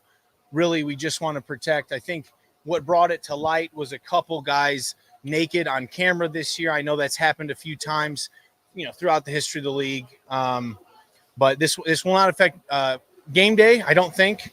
But we're going to come up with a good solution to make the week as smooth as possible, get everyone the time they need, and again, protect the sanctity of the locker room. Ted Karras went on to explain that one of the protocols that will be undertaken is that individual players will still be available to be interviewed by the media. They will be working out effectively schedules from this point forward, where if you want to interview, say, Joe Burrow will have X amount of meeting time where he will do interviews outside of the locker room. They will also have a protocol in place that allows reporters to schedule individual one-on-one interviews with players. So say you want to interview Joey B and you'd like to get an exclusive with him, you can put in for that interview time. It will be worked into Joe Burrow's schedule. They are not, according to Ted Karras, they are not going to diminish the amount of interview time available for the media. They are not going to diminish the amount of access that they have to the players. They simply are going to say, you can't do it in the locker room. You guys can still come in the locker room at designated points and times. That post-game cool-off period is still in play. You can still come in the locker room, but interviews will be conducted outside, which I don't know why a media member is going in the locker room if they're not going to be doing interviews, but whatever. And he said, look, effectively, what we're trying to do here is create a world where a small player's billy club, I swear to God, I'll billy club them, knock them over like a baby, isn't shown on the air. Really? After all that, that's where you went. Dude. I can't be too serious too Yeah, long. okay. It was getting uncomfortable. All for me. right. Yeah, like that wasn't uncomfortable and isn't uncomfortable every time you do it. This is awesome that they're doing this. It's the right call. It's the right call. It for sure is. I'm a little surprised because I thought you might have been on the other side of this. So, but yeah, I mean, again, let the dudes go in there and unwind a little bit and, take a shower and not have to worry about a bunch of people being out there waiting with microphones and cameras. I mean, for me, one of my favorite things the last couple of years. Have you been in the locker room Yeah. interviewing before? Yeah, Okay. I have. All right. And I will tell you, as a journalist, I didn't like it. I've done it I've done it at a couple of colleges, not really into the big ones, but a couple of the local colleges I've done it. I did it for one NFL game. I don't like it. All right. Now, it's not because of the fact that, there's dudes running around in their skivvies. It's not because every now and then you're going to see a billy club flopping around. Like, whatever. It's a locker room, right? I go to the gym and there's more old man, hanging out in my local gym than there is in a locker room. Like, whatever. It happens. I've seen it. All right. We've all seen one. To me, it is more about what Karras said, and I apologize for being all sentimental, but again, that sanctity of the locker room. That is supposed to be their players' spot. And I know that for most of us, we want that access, demand that access. We want to hear from players. We want to hear from coaches. And that's because we invest, right? We invest our time, energy, money. I've said this how many times on this show. And if I invest in something, I want to know that my investment is into something worth being invested in. This is why, when you invest in a company, you follow that company. You hear what the board of directors has to say, what the CEO has to say. It's the same thing. We want that access. I am not saying there shouldn't be access to players and coaches post game. I'm saying that there should be that access, but let them put some pants on, for God's sake. Let them put the billy club away before you start shoving cameras into their faces. Let them handle their business before you start. Yes, ask questions. I think every man on the 53 man should be available for interviews after the game. I think every coach should be made available for interviews after the game. At the end of the day, these guys are playing a game that we all invest in. But while they are responsible, these guys are getting paid hundreds of millions of dollars. Yes, answer to the people who put that money in the pot for you to make that money. On the flip side, I think sometimes we forget they are still people. They are still people that are playing a game, yes, but they are still people. And because of how important this game is to us, because of the fact that we put billions of dollars into the cupboard, into the coffers, into whatever you put them into. Yeah, wherever you decide to put your money. Yeah. In them mayo jars out in the backyard. There you go. Wherever, it is intense.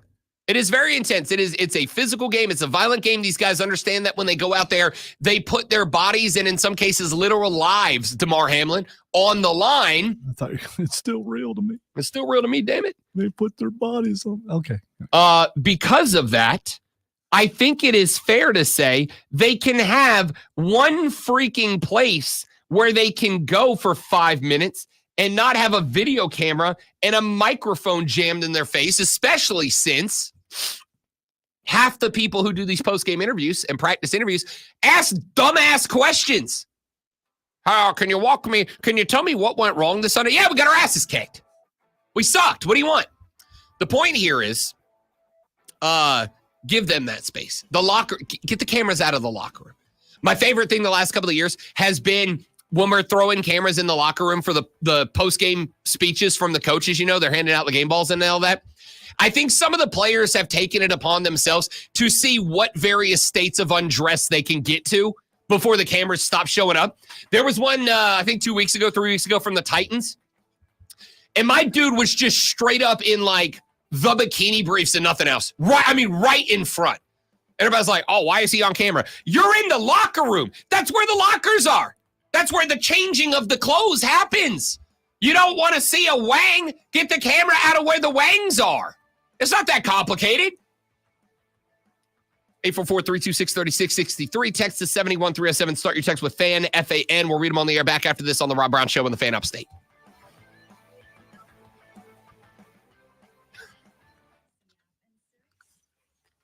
I wasn't looking for an excuse to say Wang, but I got one. I wish Wang Chung was playing on the way out. That would have worked out really good. But everybody Wang Chung tonight.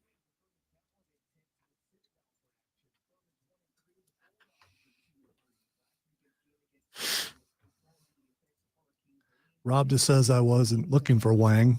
Everybody have fun tonight. Everybody Wang Chung in the locker room tonight. Yeah, probably don't. I don't.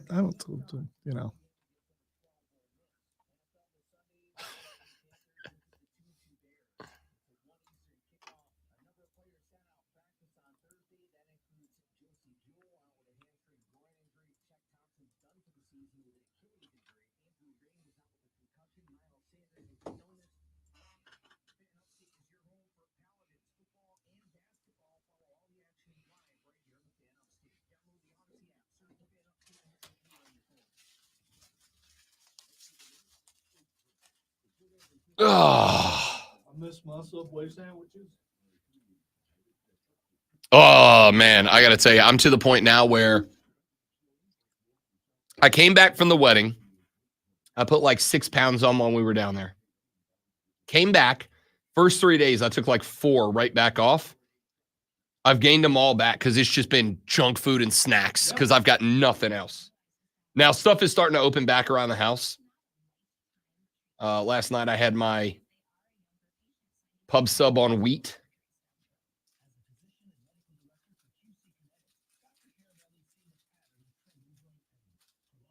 But that's the thing. Unless I drive it up here, I have no place to save it. yeah.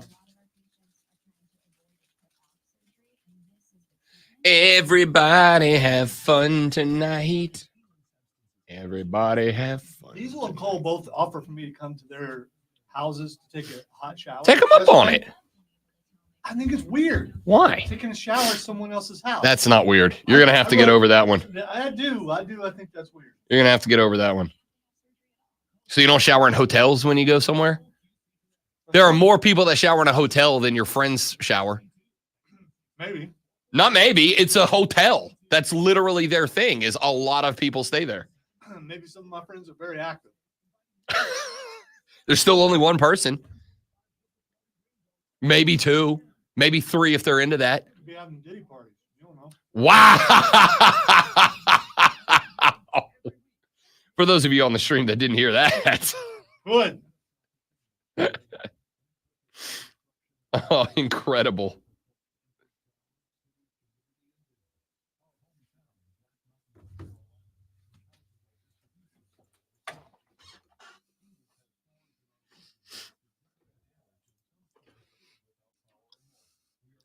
I mean, it'd be different if it was one of my children had power and said, come up here, and I still would feel a little awkward about it. I just don't know why. Yeah, I don't know why either. I can't help you with that.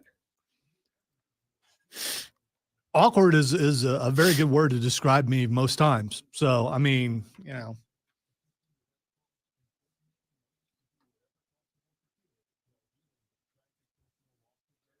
Let's say Dave's Hot Chicken.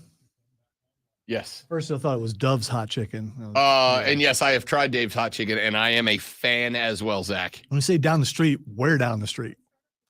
Dave's, well, I know there's one over towards downtown somewhere. Let's see.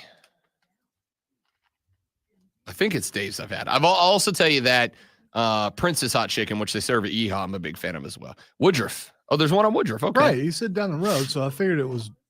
It's over by the Walmart. Oh, okay.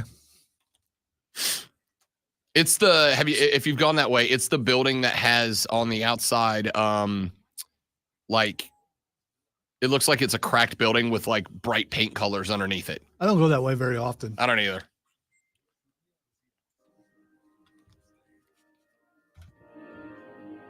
Clemson to beat Florida State. South Carolina takes on Ole Miss tomorrow. Both of these games feel like statement games to me, or at least games where there is an opportunity for a statement to be made. And here's the thing. A statement's going to get made either way. Win or lose, both of these teams make a statement. Now, South Carolina enters their game as a 9.5-point dog. In fact, I'll go check that line to see if it has moved at all. But as of 2 days ago, they were a 9.5-point dog. Clemson enters their game on the road at Florida State down in Tallahassee, Florida, as a 14.5-point favorite. South Carolina's actually gotten a point back. You were now 8.5-point dog. So the public right now seems to be on the side of, not on the side of the Gamecocks to win, but that they can cover that spread. Clemson, their spread stays at 14.5 right now, a 2-touchdown and some change favorite over FSU. I'm going to tell you right now, I'm taking both teams to cover. I think both teams cover. That is not calling for an outright South Carolina win. That is not calling for a Clemson to win by 35. But as I said, and as I'll say again, I absolutely think both teams cover. And I think both teams cover because I do think both of these programs understand that this weekend is a statement game for them. For Clemson, the statement is it's still our conference. For Clemson, the statement is we had you last year and we let him off the hook. For South Carolina, you mean? No, for Clemson against Florida State. Oh, okay. All right. They believe they had the Noles last year and they got off the hook. And I think the statement for them is we still run this conference until someone takes it from us. Now, maybe it is because yeah, but they haven't won the conference in a couple years, dude. I understand. I understand, but I also think it's been in a couple of years. I think you can chalk some of it up to anomaly. Last year's Florida State, the more we look at it, or at least the more we look at what's happening this year, feels like an anomaly. It is what it is. Should have been in the playoff, yada, yada, yada, but it felt like an anomaly. They're back to where they were pre last year and only last year. Now, you do still have to worry about that team that's down in Coral Gables, Florida, for sure. But as of right now, you don't have to worry about them, until you get to the ACC title game, because Miami's not on the regular season schedule for Clemson. I think the opportunity for Clemson as well, the statement they get to make is what's been happening, how it's happening, what's going on right now at Clemson. We're back to being who we are, and we want you to know it. We want America to know it, that whatever it was that was missing, whatever it was that we have been missing the last couple of years, we done found it. Cade is hitting big plays. Granted, he ain't perfect yet. I go back to that game last week. Could have been another 2 touchdowns on the board for Clemson last week against Stanford on long, deep pass plays that Cade just underthrew. And if he hits wide receivers in stride on those 7 routes, on those 9 routes, Cade Klubnis got another 2 tutties through the air. I think they get a chance to prove that what you've seen out of them, it's legitimate. What you've seen out of them, it's real. What you've seen out of them, Clemson is Clemson again, right? Everything they've done since they hung 66 on Appalachian State. They put 59 on NC State. That's a good team. They put 40 on Stanford. Not a great team, but a very gritty team. I actually very much agree with what Dabo Swinney had to say about them. Very gritty team. You hung 40 on them. It honestly should have been in the 50s. Now they do it against Florida State. Go put up a 40 spot, a 50 spot, a 60 spot on FSU. Go show them that they are, that it's your conference and it's not an anomaly. And I think that's the statement Clemson can make. For South Carolina, I think the statement is what you've seen out of us. The win over Kentucky, the absolute contest that we gave with Georgia last year, the trajectory is up. Maybe last year didn't go entirely the way that we wanted to. But your expectations of us should have been higher. Your expectations of what we are capable of should have been higher. The belief in us, or lack thereof, is unjustified. This is an Ole Miss team. I had a conversation yesterday with Cole Bryson, one half of Wire to Wire with Diesel and Cole Bryson. I had the conversation with Cole yesterday because we got to talk about this game. And Cole echoed something that I said earlier this week on BetMGM Tonight with Ryan Horvat and Brad Evans. Teams that get upset are generally more dangerous the next week, right? Because they're not only, especially if it's an upset like Kentucky versus Ole Miss, they're not just good, but now they're good and they're ticked off. That's dangerous. But see, South Carolina, they got a little bit of an advantage here. We talked about this with Lulu Kessin of the Greenville News yesterday. They have a little bit of an advantage in that, number one, while Kentucky was playing an absolute slobber knocker against the Rebels last week, South Carolina was at home resting up, getting Lenora Sellers' leg back under him, getting Raheem some time on the R&R bed. Last week, there was a big break. The second thing is, when you have the bye week, that is a week ahead of a massive contest.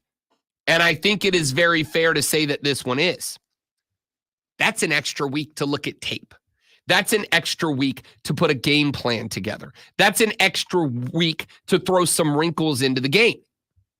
So the statement here for South Carolina, should they win this game, is not just, hey, we're here, your expectations of us should be elevated. What you've seen out of us is going to be less of an exception and more of the norm moving forward. But the statement that can be sent by Shane Beamer is, I absolutely belong in the discussion with a guy like Elaine Kiffin, and Eli Drinkfitz, a Mark Stoops. I absolutely, when you come into the season annually and you are doing your SEC coaches power rankings, I don't deserve to be 11 or 12 or 13. I deserve to be 5 or 6 or 7. Shane Beamer gets the opportunity if he has a good game plan together with the extra week to study the tape. Shane Beamer has a chance with the extra week of preparation and practices. Shane Beamer has a chance with a rested team going up against a team that was an emotionally charged physical game last week. Shane Beamer has a chance to prove that he absolutely deserves to be mentioned towards the top of the rankings, not the bottom. That's the statement there. I don't think I can put into words how big the games are for both of these teams this weekend. Last week for South Carolina, or 2 weeks ago, I should say, for South Carolina against Akron, that was just a game that you come out, you do what you're supposed to do, you win that game going away, you don't let Akron be even in the game, and you do what you're supposed to do. I agree with you, but as I pointed out yesterday, but it also gave you something extra. Your backup quarterback got to play the entire game and play well. Sure. So now if Lenora Sellers were to go down to another injury, while it's still a drop-off, you still have confidence in your backup now, for sure. It's a drop-off to a guy who's got the XP. It's a drop-off to a guy between that and, because remember, it wasn't just that. He was playing in the week before that as well. But the week before, he came in because of injury, so he didn't have the preparation that he had the following week. Sure, without a doubt. But he came in that LSU game when Lenora Sellers got banged around a little bit, and that's valuable SEC experience. And the next week he got time to practice as QB1. Maybe if he would have had the experience that he had the following week coming into that LSU game, maybe they win that game. I mean, quite possibly. So the point to me with both of these schools, Great One, tell me if you agree or disagree. This is, for the two big schools we cover, this is a statement weekend for both of them. For Clemson, it is a statement that what you've seen in the last 3 contests is not a fluke. That all the criticisms and the critiques about a boring, predictable offense are out the window. All the criticism and critiques that Cade Klubnik can't orchestrate a big play offense out the window. All the criticism and critiques that the rest of the conference has caught Clemson out of the window. For the Gamecocks, this is an opportunity to make a statement that you may still be a middle-of-the-pack Southeastern Conference team, but you're one that is moving towards the top of the middle of the pack or the lower end of the bottom of the as conference. opposed to where you were, which was near the bottom. For sure. For a couple years now. For sure. So it will be proving that you've taken that next step. That's it to me. That's exactly the statement that could be made. That is exactly the statement that should be made. We are no longer a bottom rung team. You can expect now, because remember, football, like everything else, is progression. It is taking a step forward more often you take a step back. That was the phrase we used about South Carolina all offseason. They took a step back. From 22 to 23, they took a step back. Will they take a step forward or step back from 23 to 24? If you win this weekend against Ole Miss, which we now know is a beatable team. And again, Danny Kanell said it earlier in this week. I think I played the audio for you earlier in the week. But Danny Kanell said this about Ole Miss. Congrats to Mark Stoops, but this is a devastating loss for Lane Kiffin and Ole Miss. There's both sides of the story. I think this is what happens when you schedule a bunch of nobodies and you run through them and we all fall for it. We're like, well, they scored 76 points against Furman and they go out there and blow out teams, Middle Tennessee, Georgia Southern, Wake Forest, one of the worst teams in the ACC. And everybody's like, look how great they look. You don't truly know the makeup of your team until you get tested, until you get punched in the mouth. And today, Ole Miss got punched in the mouth, and they did not respond. They looked shook for most of the second half, thinking, wait a second, this team is still trying against us? We're Ole Miss. We blow out everybody. And they did not respond to the test. So this is, yes, it's about Kentucky, but it's also about Ole Miss coming up short in a year where their fan base thought they were on a straight line for the playoffs and potentially a national championship. This is a devastating loss for Lane Kiffin and Ole Miss. I'm not a Danny Kanell guy. I think he's a hot take artist. I think he's a poor man's Paul Feinbaum. Okay? He's correct about this. Kentucky punched Ole Miss in the mouth, and Ole Miss was not capable of responding. Now, the bad news for South Carolina, if we're keeping it a buck on both sides, is Ole Miss now knows what it's like to be punched in the mouth.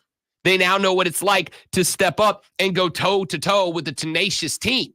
They now know what it's like to go up against a team that is going to give you everything they got for all 4 quarters, which is what the Gamecocks will have to do. There is no letting off the accelerator of this. It's got to be attack, attack, attack from the opening kick to the final whistle, for sure. And now Ole Miss has had that happen. Now they've got that experience behind them, which they did not get in the first 3 weeks. Now they have it. And that could be dangerous for USC. But the thing is, they failed with it. They failed with it. So even if they know how it feels, they don't necessarily know how to react to it yet because they didn't react to that well. So if I'm South Carolina, I'm being uber aggressive. I'm taking shots down the field. This can't be one, even though you're going to 1-2 in spots. I don't think this can be one where you just sit back and ride the rocket over and over and over. I think this is one where you've got to attack. You have got to give your young up-and-coming wide receivers a legitimate opportunity to go make big plays. This is one where I got to find those athletes on the outside down the field. I got to get Ole Miss on their back foot. On the defensive side of the ball, kill everybody.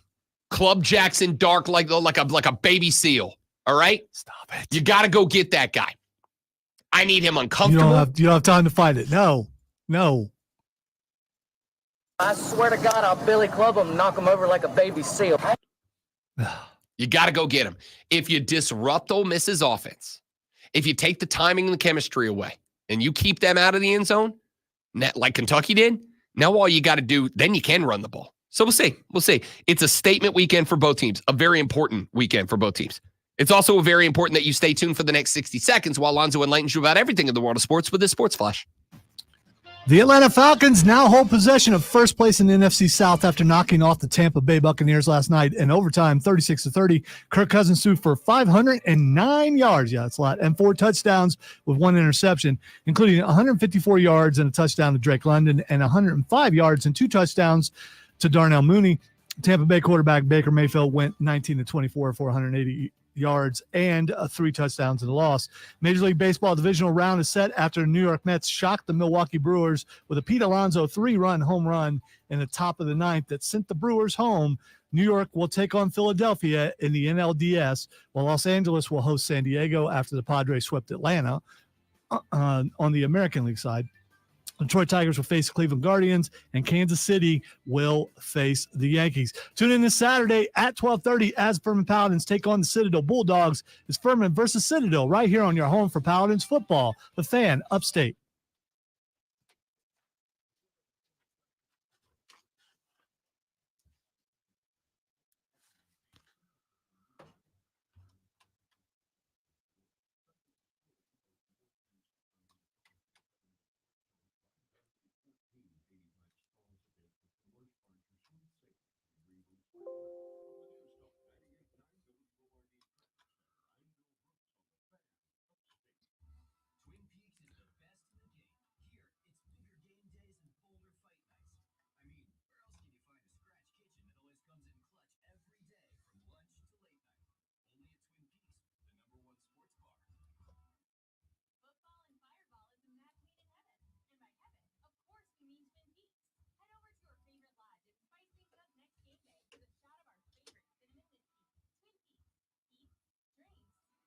Upstate's favorite Halloween.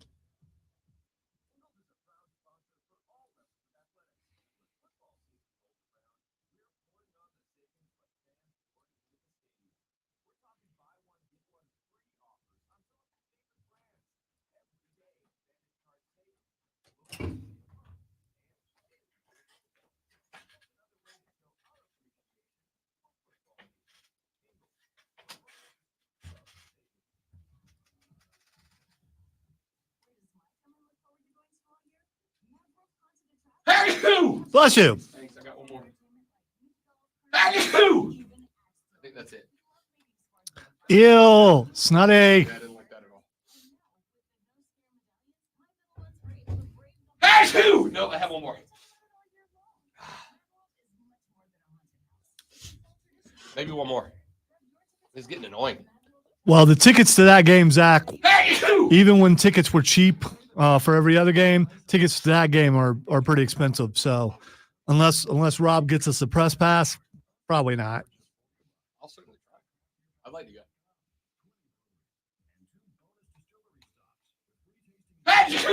I forgot our game's Monday night this week.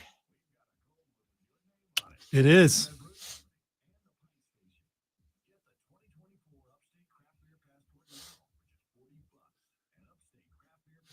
I would say we could do a jersey bet if you want, but I don't know if I could fit any of your jerseys.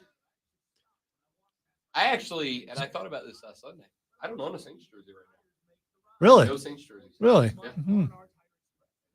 I had a Drew Brees jersey, but it was super long. It was like down to my knees. So I took it to a tailor to have it hemmed, and they hemmed it up like halfway at my belly. So it was like a Zeke Elliott. Yeah, but have you tried it lately?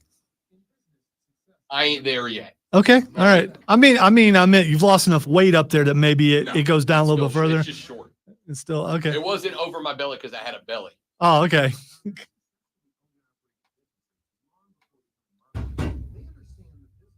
Oh, it's stuck. Oh, that's the worst thing in the world. I can think of a couple of things bad, worse than that, but it's Like still having pretty no bad. power for a week? Yeah, that comes to mind. Speaking of which, when the power does come back on, You may not see me for a week. all the dust that's been gathered and everything. So it'd probably be good to like turn it on and leave for a little while, even though you don't want to. Yeah. Oh, I am miserable right now. You got 2 hours left, champ. You got this. Pull out your Billy Club and go at the next 2 hours. New Life, next break. 10-4.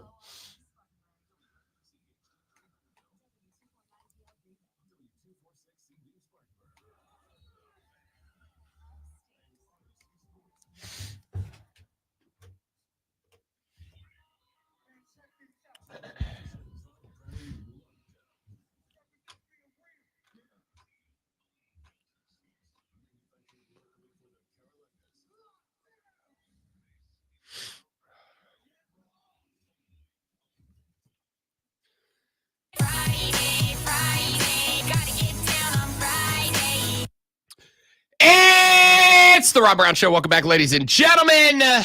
Spectacular to have you with us. I am Rob Brown, the Gripman Lonzo, and the ones and twos of this lovely Upstate Friday morning. Listen, I know there's still a lot to be done.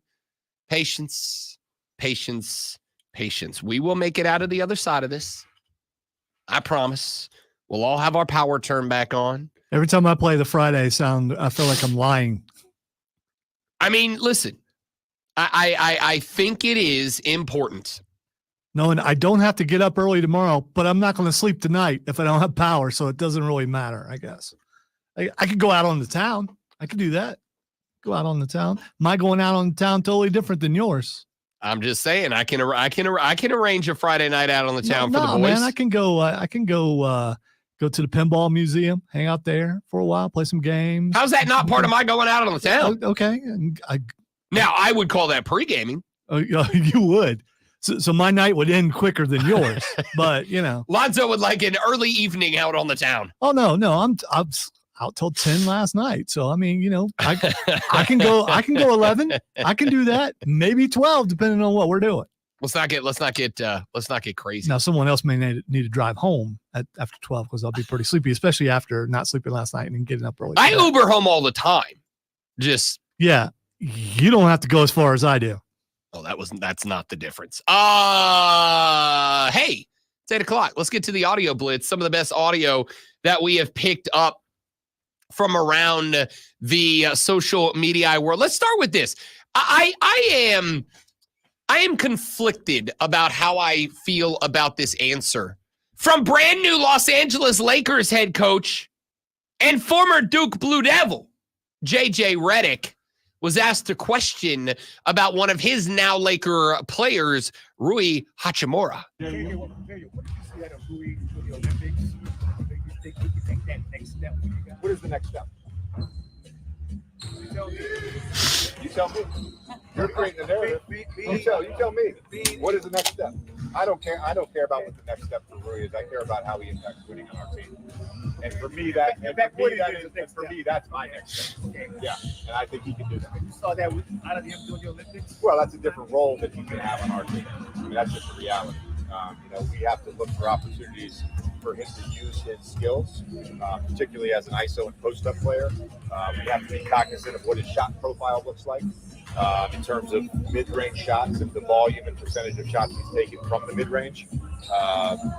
But I think what we've talked about with him and what we will continue to emphasize with him will have a high-level impact on him.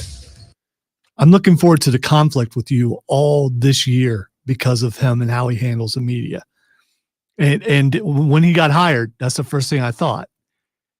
How much are you going to be on JJ's side? How much are you going to be on the other side? Because this is what he's going to do every single time. He's just doing Popovich. He's doing Belichick, but with a better vocabulary. So I want to say this. I'm almost a little bit surprised in myself. Because I have said for a long time, I know that there are always going to be some coaches, players, whatever, that are hostile to the media. And to me, as we talked about earlier in the show regarding the NFL policy that's going to drop probably today about limiting reporters' access to the locker room, which, by the way, I'm on board with, so that we're clear. I do think that there is some level of responsibility by coaches and players to interact with the media as much as they may not want to, because the media is the forward face of the fan, okay? You don't have to like everybody in said media, but at the end of the day, it is the media that communicates from the players to the fans, and for many of them, from the fans back to the players. So I think there is some level of responsibility of interaction. That being said, I kind of don't have a problem with this answer from JJ. And I think the reason why is because I understand the control of the situation that he is trying to take here, right? He said, look, the journalist said, how do you get Rui Hachimura to take that next step? And JJ asked here's my thing. Fair question. What is the next step? I was like, I don't know. You're the coach. You telling me? No. You're the one trying to create a narrative here that Rui Hachimura needs to take a next step. So you tell me what that next step is. And I'll be honest with you. I really do not have an issue with that response from JJ Redick because I think it's fair. This is something that I've said for a very long time. As a fan, it's not my job to figure out what's wrong with the team. I'm not getting paid for that.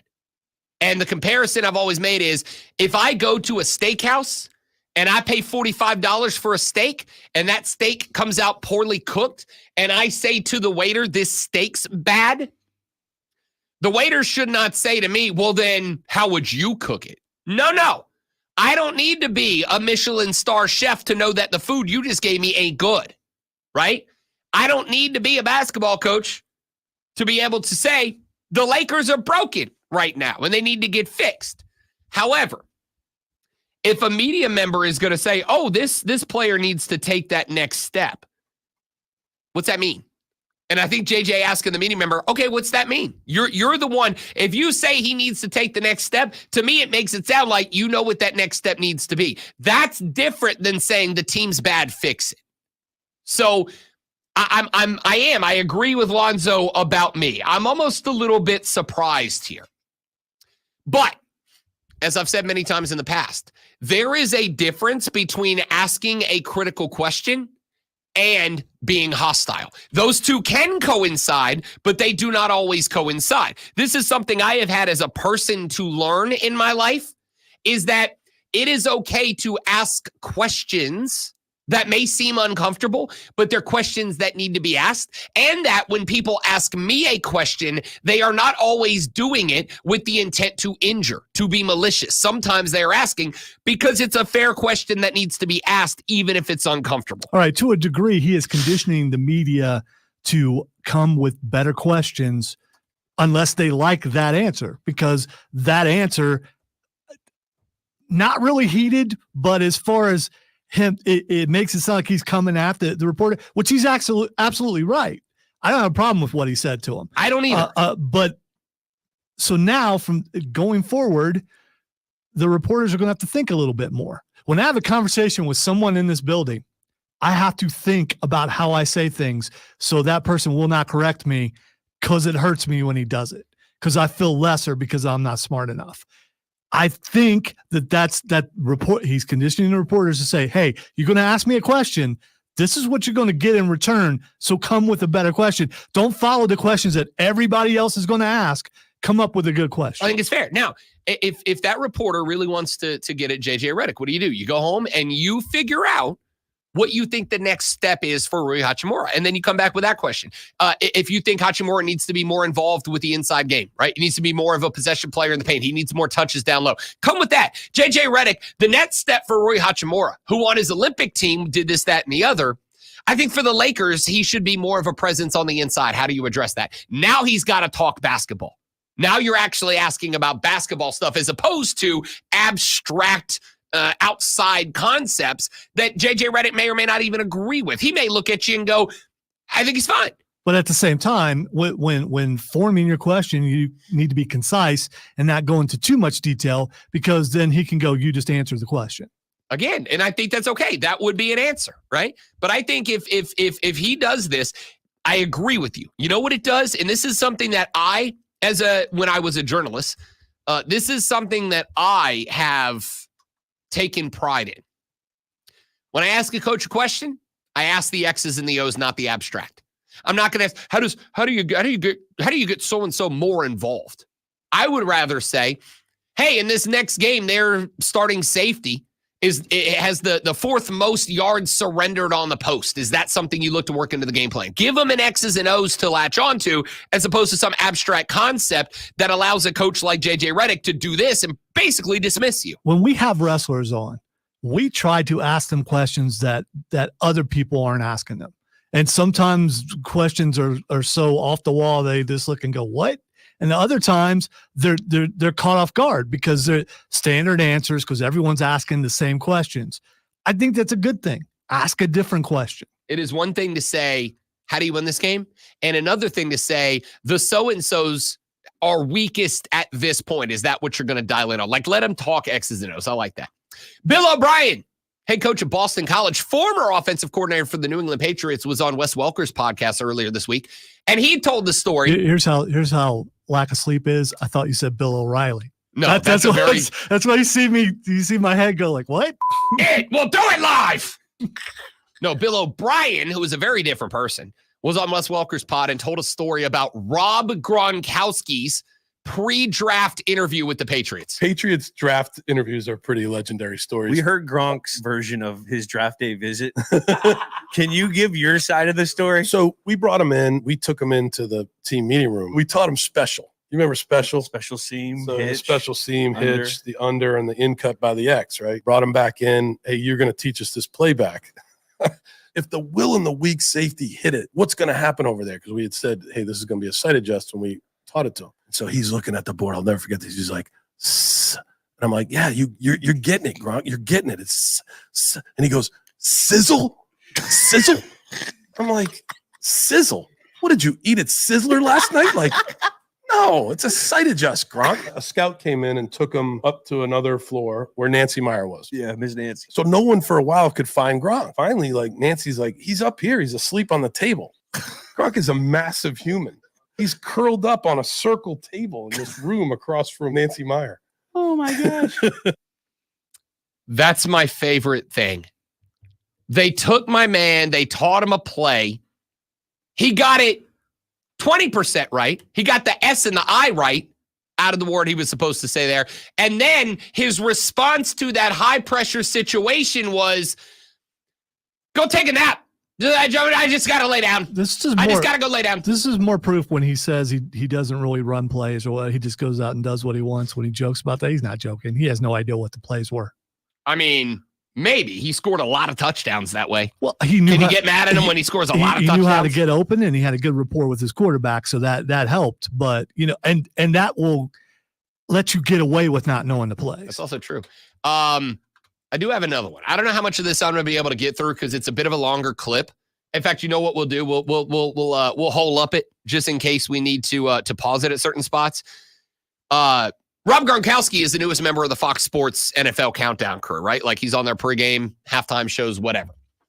Well, Gronk in his rookie year, you got to haze the rook a little bit, right? The Fox crew played a prank on Gronk. Dig this segment that they did, and they just revealed it this past weekend. Later today, it's America's game of the week, and it's one you don't want to miss. The Dallas Cowboys go for their 6th win in a row, and right now they take on a Buffalo Bills team that I guess, Jay, there's some breaking news.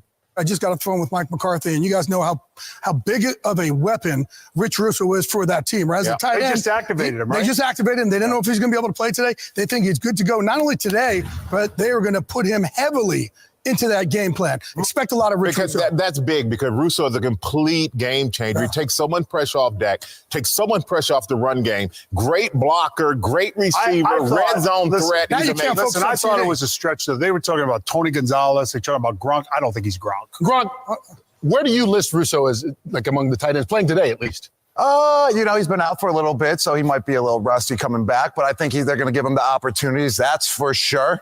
But also they got Ferguson as well. They're going to be a 1-2 combo. Yeah, but here's the thing. Ferguson has been the guy because Russo's been hurt. You got to admit, with Russo coming back, it just changes their offense. Yeah, but Ferguson has been showing that he's the guy right now. They're going to still feed Ferguson. He's the only guy in the league that has 2 fingers missing on his right hand. That's why he's been out, and he's back now. So is that going to affect him when he's catching a pass? Yes. I don't know. You tell us. You're the guy. I don't know. I still have all 5 of my fingers. But you know what? No, you're the tight end. You have 10. All 10 of my fingers. All right. Now, that's pretty good. All right. Let me ask you guys out there in Radio Land. What do you think about Rich Russo? What do you think about Dallas tight end Rich Russo? They put Gronk on the spot about Dallas tight end Rich Russo and asked for his analysis. What do you think about tight end Rich Russo? Lonzo, you got any thoughts on Dallas tight end Rich Russo? I'm guessing that's not a person. All 5 on each hand, all right? All 5 on each hand, Terry, okay? All right. This is a joke. Rich Russo does not play for the Dallas Cowboys. I was wondering. For you. Is that live? I was wondering, like, in my mind, like, I was going to say, right when it was done, I was going to say, guys, I never heard of Rich Russo in my life. Never heard of him in my life. You guys have my head spinning, that's for sure. But I was so excited to finally see this video this year when we watched it at the Fox Seminar this summer, and the video is actually better than expected. And I've learned 2 things from it: that I am a funny guy. Okay. And number 2 is that I am always ready. Okay. I am always ready. I audible that right to Ferguson. Hey, he's a great tight end. I'm sitting there like, Rich Russo. Here's how ready he is. Prior to running just the clip we just ran, he said, "What's this guy's name? Tony Russo." Here's the other thing you learned: that you have 10 fingers. Yeah. Jay, they hit my guy, asked him for analysis of a player that does not exist as a human being or football player, specifically the Dallas Cowboys tight end. And I do want to point out that Gronk correctly said, you got to lean on Tony Ferguson. He's the guy. He's the man. He's your dog. He's been the man the whole time. You got to go to T. Ferg. He was right about that. He did his best not to he didn't want to go in and make up a bunch of stuff about Rich Russo, who didn't know who he was. He just said, Tony Ferguson's your guy. You got to go with T. Ferg. You say what you want about Gronk. Handled that like a professional. All right. So I thought he did a real good job, but I think the rest of the crew did an amazing job, especially when Terry threw in the 2 fingers missing. Because I wonder if they knew Terry was going, and they just kept going. I mean, you and I could do this. There are some other people who could do this who just go with something like that for maybe an hour before we let it break that we were just making it up. It takes chemistry, and those guys have been together for a really long time. The fact that they were just boom, back and forth, just hitting that. And you know they didn't practice that. They probably said, we're going to do this, and that was it. And then they ad-libbed the rest of it. And it was really good. And it proves that Gronk's a little bit better than I thought he was. Incredible. Yeah. Incredible. T. Ferg. No. You don't go to Rich Russo. You go to T. Ferg. Texter says Gronk's face, the entire video, he was just like, here goes nothing. When they came to him, because he's standing in between the boys, right? They're like, hey, what are you, Rich Russo's coming back. You know, they're going to work him into the game plan. And you see Gronk like entering the deepest, darkest corners of his brain, trying to get anything about Rich Russo. He gets nada. And he's just got that blank face, like he just got asked to solve a calculus equation in real time. But what does he do? Handles it like a pro. I don't know what you're asking me about, so I'm going to talk about something else completely unrelated that I do. I'm going to go over here and talk about Tony Ferguson. Like a damn professional, get off Gronk. My man handled that with grace and finesse. Spectacular, Gronk. All right, I got a few more clips that I want to play for you, so we will extend the audio blitz into the next segment. Then at 8:40, Chris Miller, the Tom Brady of local sports radio, and the pre- and post-game voice of the South Carolina Gamecocks, joins us here on the show to talk Gamecocks v. Rebels. That's coming up at the end of this hour on the Rob Brown Show and the Fan Upstate. New life. All right, guys, one more live when we're back. Stay right there for me, please, and thank you.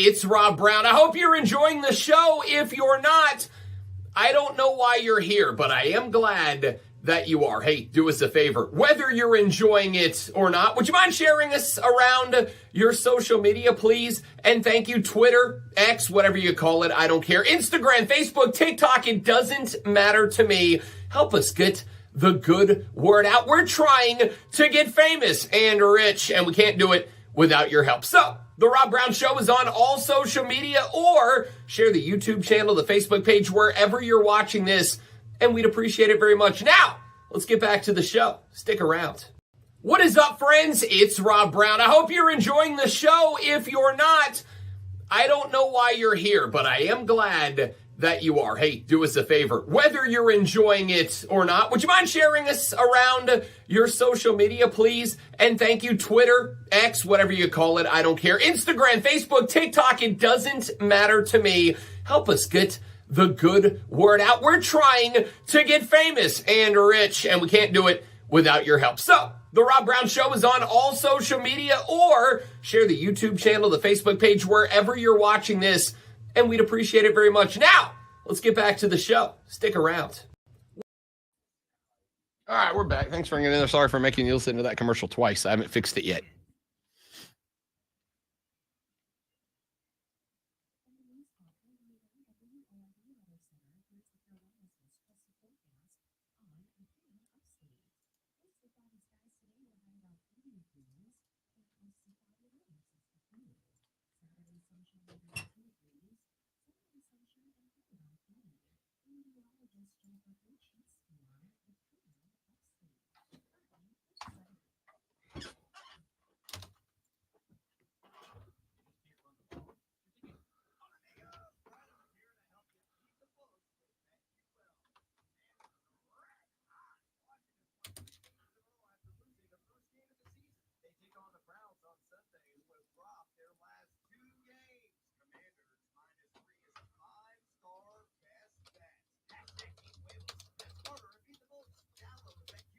Attaboy, Mike Jones.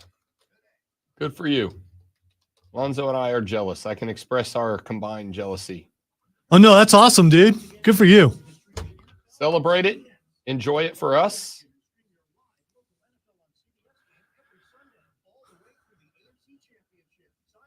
I'm hoping to get a text that says, hey, power's back on, just so I can. So last night, I went and checked the website of the energy company, and it listed our neighborhood as restored. So I called him, and I was like, listen, I am not calling to yell at you. I'm not calling to be upset. I'm totally fine. We're good. I was like, I just wanted to let you know, in case you guys had chalked us off, we're not restored. And the lady was like, well, on our map, the line crew says your grid is running. And I was like, there may be power to it. And if there is, that's bad, because there's still power lines on the road. I drove over one on the way home. She's like, okay, let me update that. And I went back like an hour later, and she did. But I wonder if I wouldn't have called her if they just would have stopped working towards my neighborhood.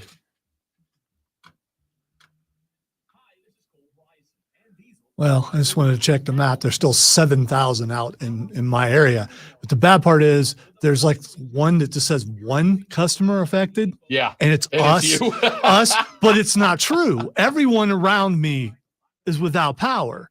And they've all called and they've all did the thing, you know, and theirs aren't registering. So watch them all get power and we be the one that doesn't. This is one of those situations where I hate to be like, I hate to complain, but it's like the squeaky wheel gets the grease philosophy. Like, I feel like I have to make sure they know I'm still not good.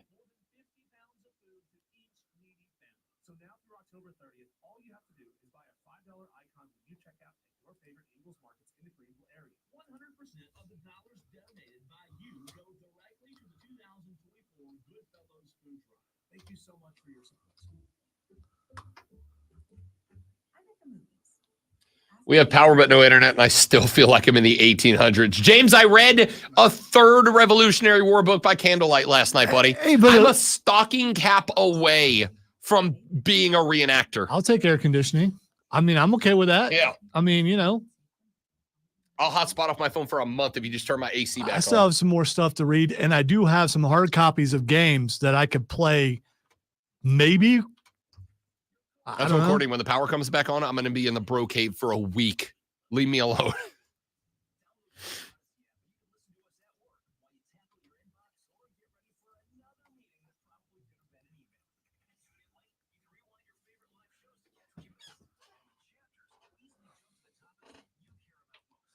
So I got the Starfield DLC, then a few days away But from you can't DL the C. the Diablo DLC, and then mods just dropped for Baldur's Gate, and then Dragon Ball Sparking Zero comes out next week.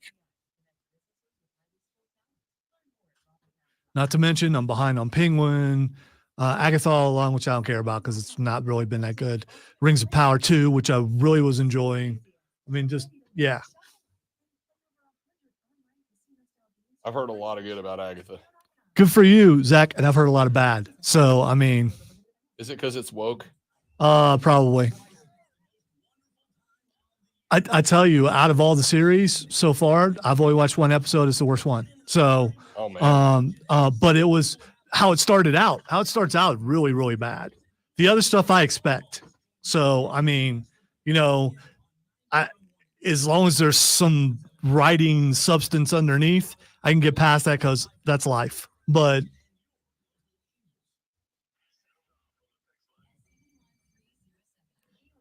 I think I've already been spoiled as to who a certain person is. So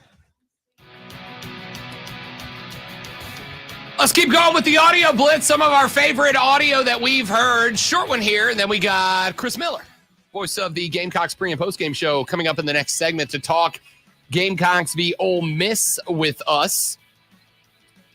Peyton Thorne is the quarterback of the Auburn Tigers. He was on the Next Round Live podcast.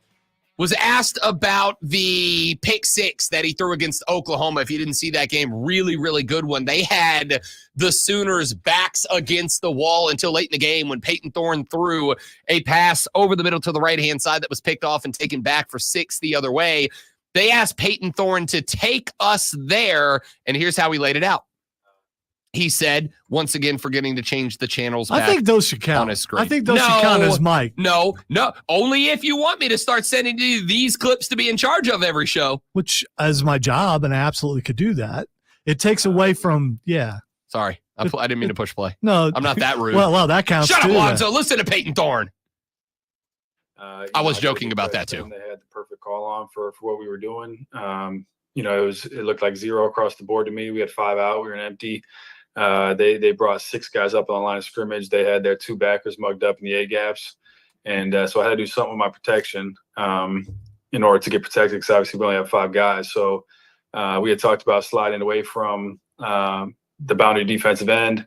And I did that. And then my eyes have to go to the mug backer to the boundary because our number 2 receiver to the boundary had a choice route. He can go in or out. And so, you know, when I'm looking at that and looking at the leverage over number 2, the man playing over him, I was thinking there's a good chance we're getting an in cut here. So I snapped the ball and I had to slide a little bit because I slid my protection and we're not blocking the boundary end.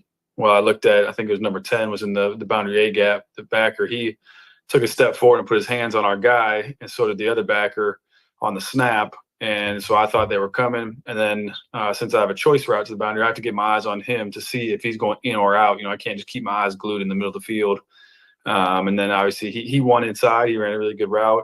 I threw it to him. And unfortunately, you know, they executed their call really well.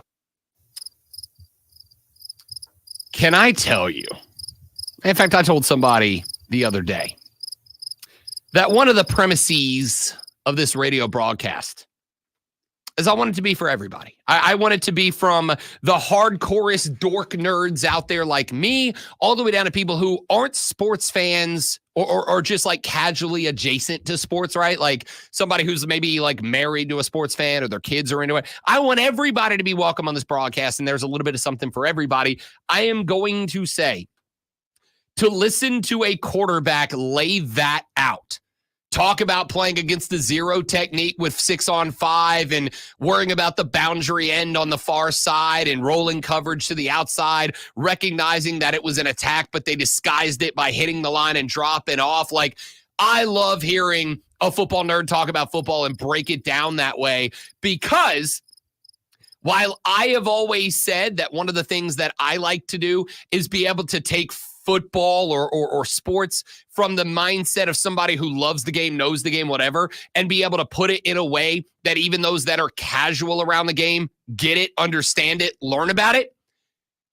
I feel that way about dudes who like freaking no ball, breaking it down to me in a way that maybe I see it. Now, I can recognize you're that. the only one I know who would talk that way. I know, and all the sports fans I know, they do not do all that stuff like you do. And like that guy just did. They don't. They just, all right, the quarterback got the ball. The receiver was open. He threw it to him. He scored a touchdown. Yeah, but like, don't you like to know why? You don't care about why? Not to. You're just like, oh, he throw, he catch, he run, he score. Like, Yep. that's it? Thank you for describing me as Frankenstein, Tonto, and who was the other one? That was Tonto, Frankenstein, and Mongo. Was it? Yeah. I don't know. Well, maybe. But anyway, so Mongo just pawned in Game of Show. No, I'm talking about there was a Saturday Night Live skit where it was Frankenstein, Tonto, and somebody else. I can't remember who the third one was. And so they all talked that way, so everything was broken down that way. And I believe one of them was a lawyer, so that's what made it funny. Was it Caveman Lawyer? Maybe it was. Maybe it was Caveman Lawyer. Was maybe a great it was. one. Maybe it was Caveman, Frankenstein, and Tonto. Maybe that's what it was. But anyway, Tarzan. Oh, was it Tarzan? Tarzan. Okay, there we go.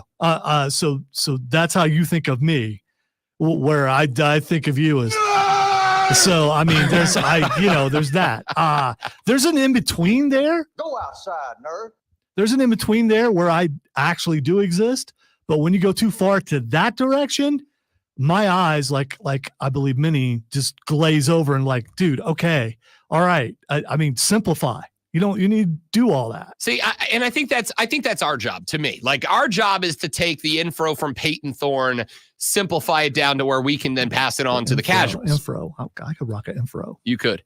I love hearing football nerds talk about football. I loved it. I sat there. Dude, that sounded like it took 10 minutes. It real. I mean, that is the longest clip you played today. That clip was that was twice as short as the Gronk clip. That was half of the Gronk clip. I would rather hear Gronk talk about anything than hear that 69. clip again. No, at least you know what? There's some emotion behind that. My dude was so flat in everything he said.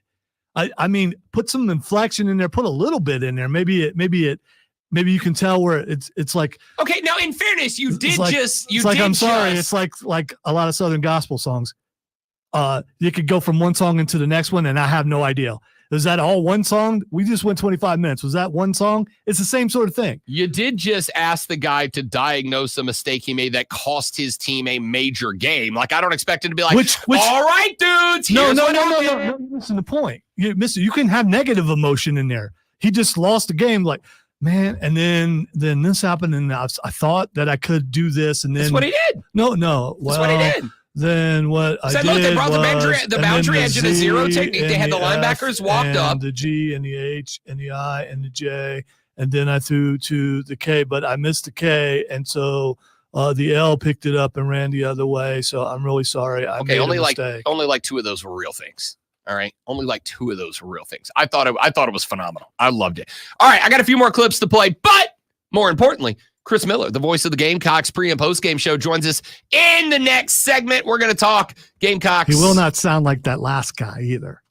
I'll bet you I can get him because he's the number one sportscaster in the state of South Carolina. He's going to have a little bit of something in there, and just that was not a dig. Wow. That was not. I would never do such a thing because I know how hurtful it is that you're number two, and so I would never do that. Okay, all right. Especially to we're just being one of the hosts of the number one sports show in the state of South Carolina. We're just being openly hostile now. Just because I said I like listening to quarterbacks talk about quarterbacking. No, if we were being openly hostile, I'd be jump scaring you. Chris Miller joins us next on the Rob Brown Show in the Fan Upstate.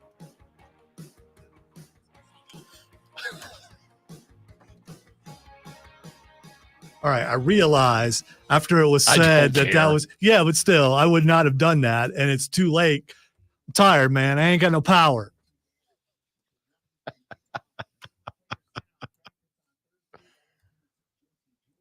By the end of the show, I might be talking like I'm back in the neighborhood completely. All right, guys, stepping away for a minute while we get Chris lined up. Be right back.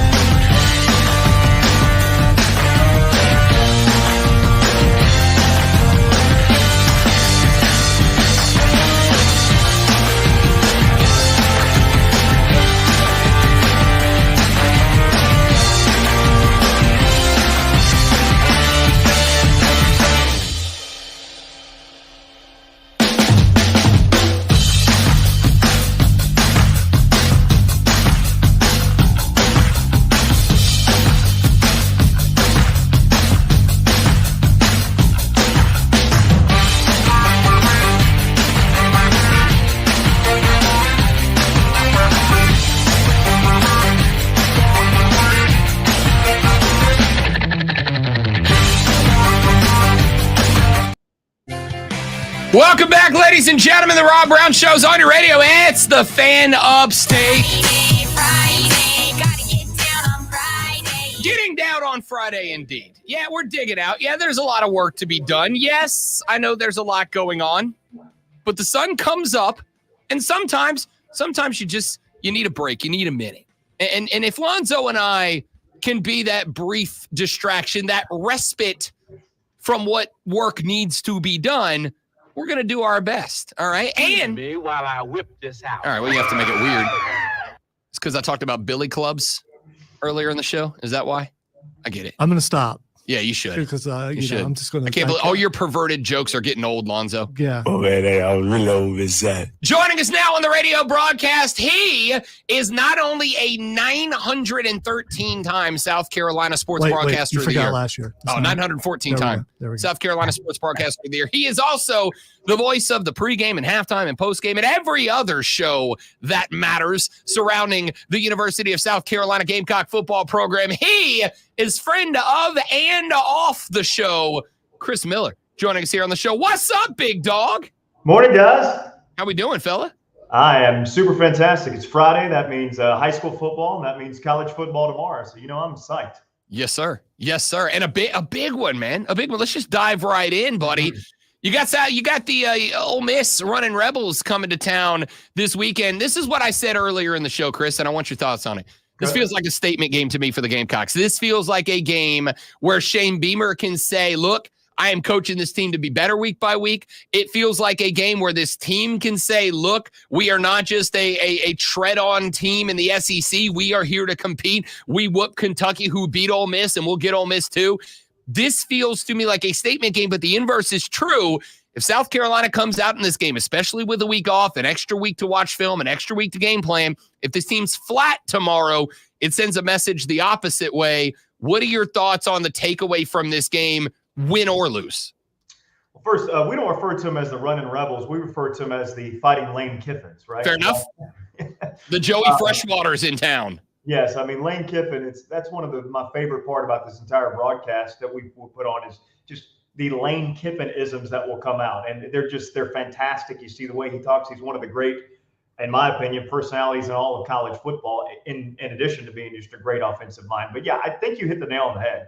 South Carolina, this is a game that is that opportunity because, to your point, they did have a bye week. I think Ole Miss losing is not advantageous for South Carolina. I think because anytime any coach will tell you learn a whole lot more from a loss than you learn from a victory.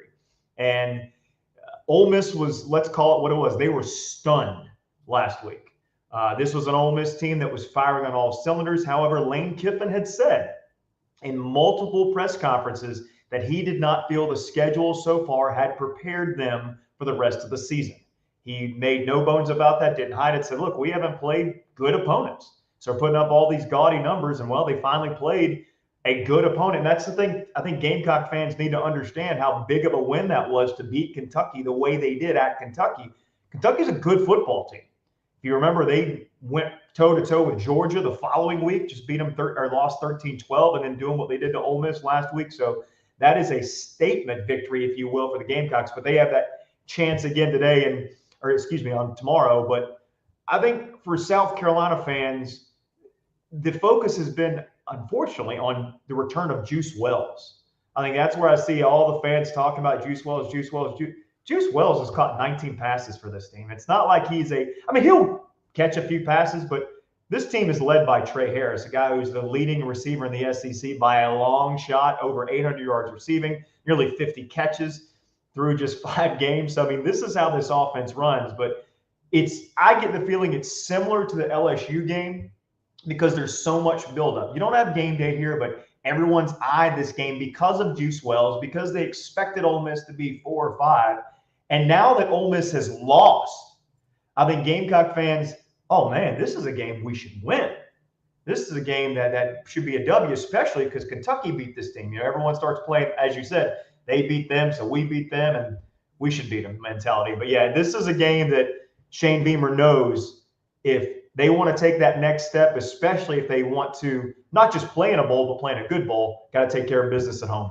I love what you said there. You pointed out Kentucky and the fact that we played a clip earlier from Danny Cannell who said, look, you played with all due respect because we love our Dens, but you were playing Furman and Wake Forest and teams that are not up there with the power teams in the SEC and the ACC, et cetera. But in all that credit to Kentucky, that's a team South Carolina beat 31-6, which, and I've said this 1,000 times on the show, Chris, the transitive property of football can bite you. X beats Y beats Z, therefore X should beat Z. No, that ain't if that was the case, we'd play 4 games a year and then we just say who beat who and line them up.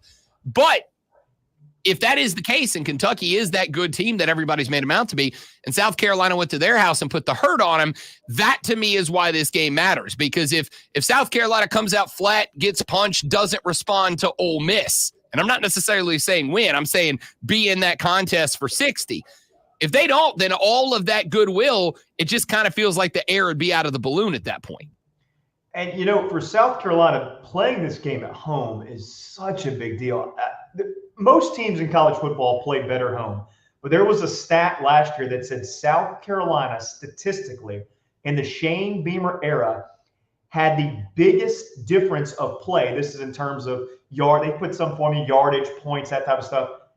Of any team, they played that much better at home than they did on the road.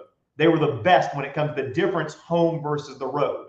And I think that's just because it is it's the most, in my opinion, the most underrated place in college football in terms of home field atmosphere.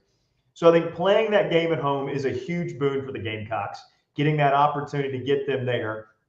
And I think they're prepared. I really do. I think that this is a team, there's a different aura around them this year because you don't have Rattler, you don't have Leggett, 2 guys that are playing in the NFL now that were the leaders of this team. We don't really know who the leaders are.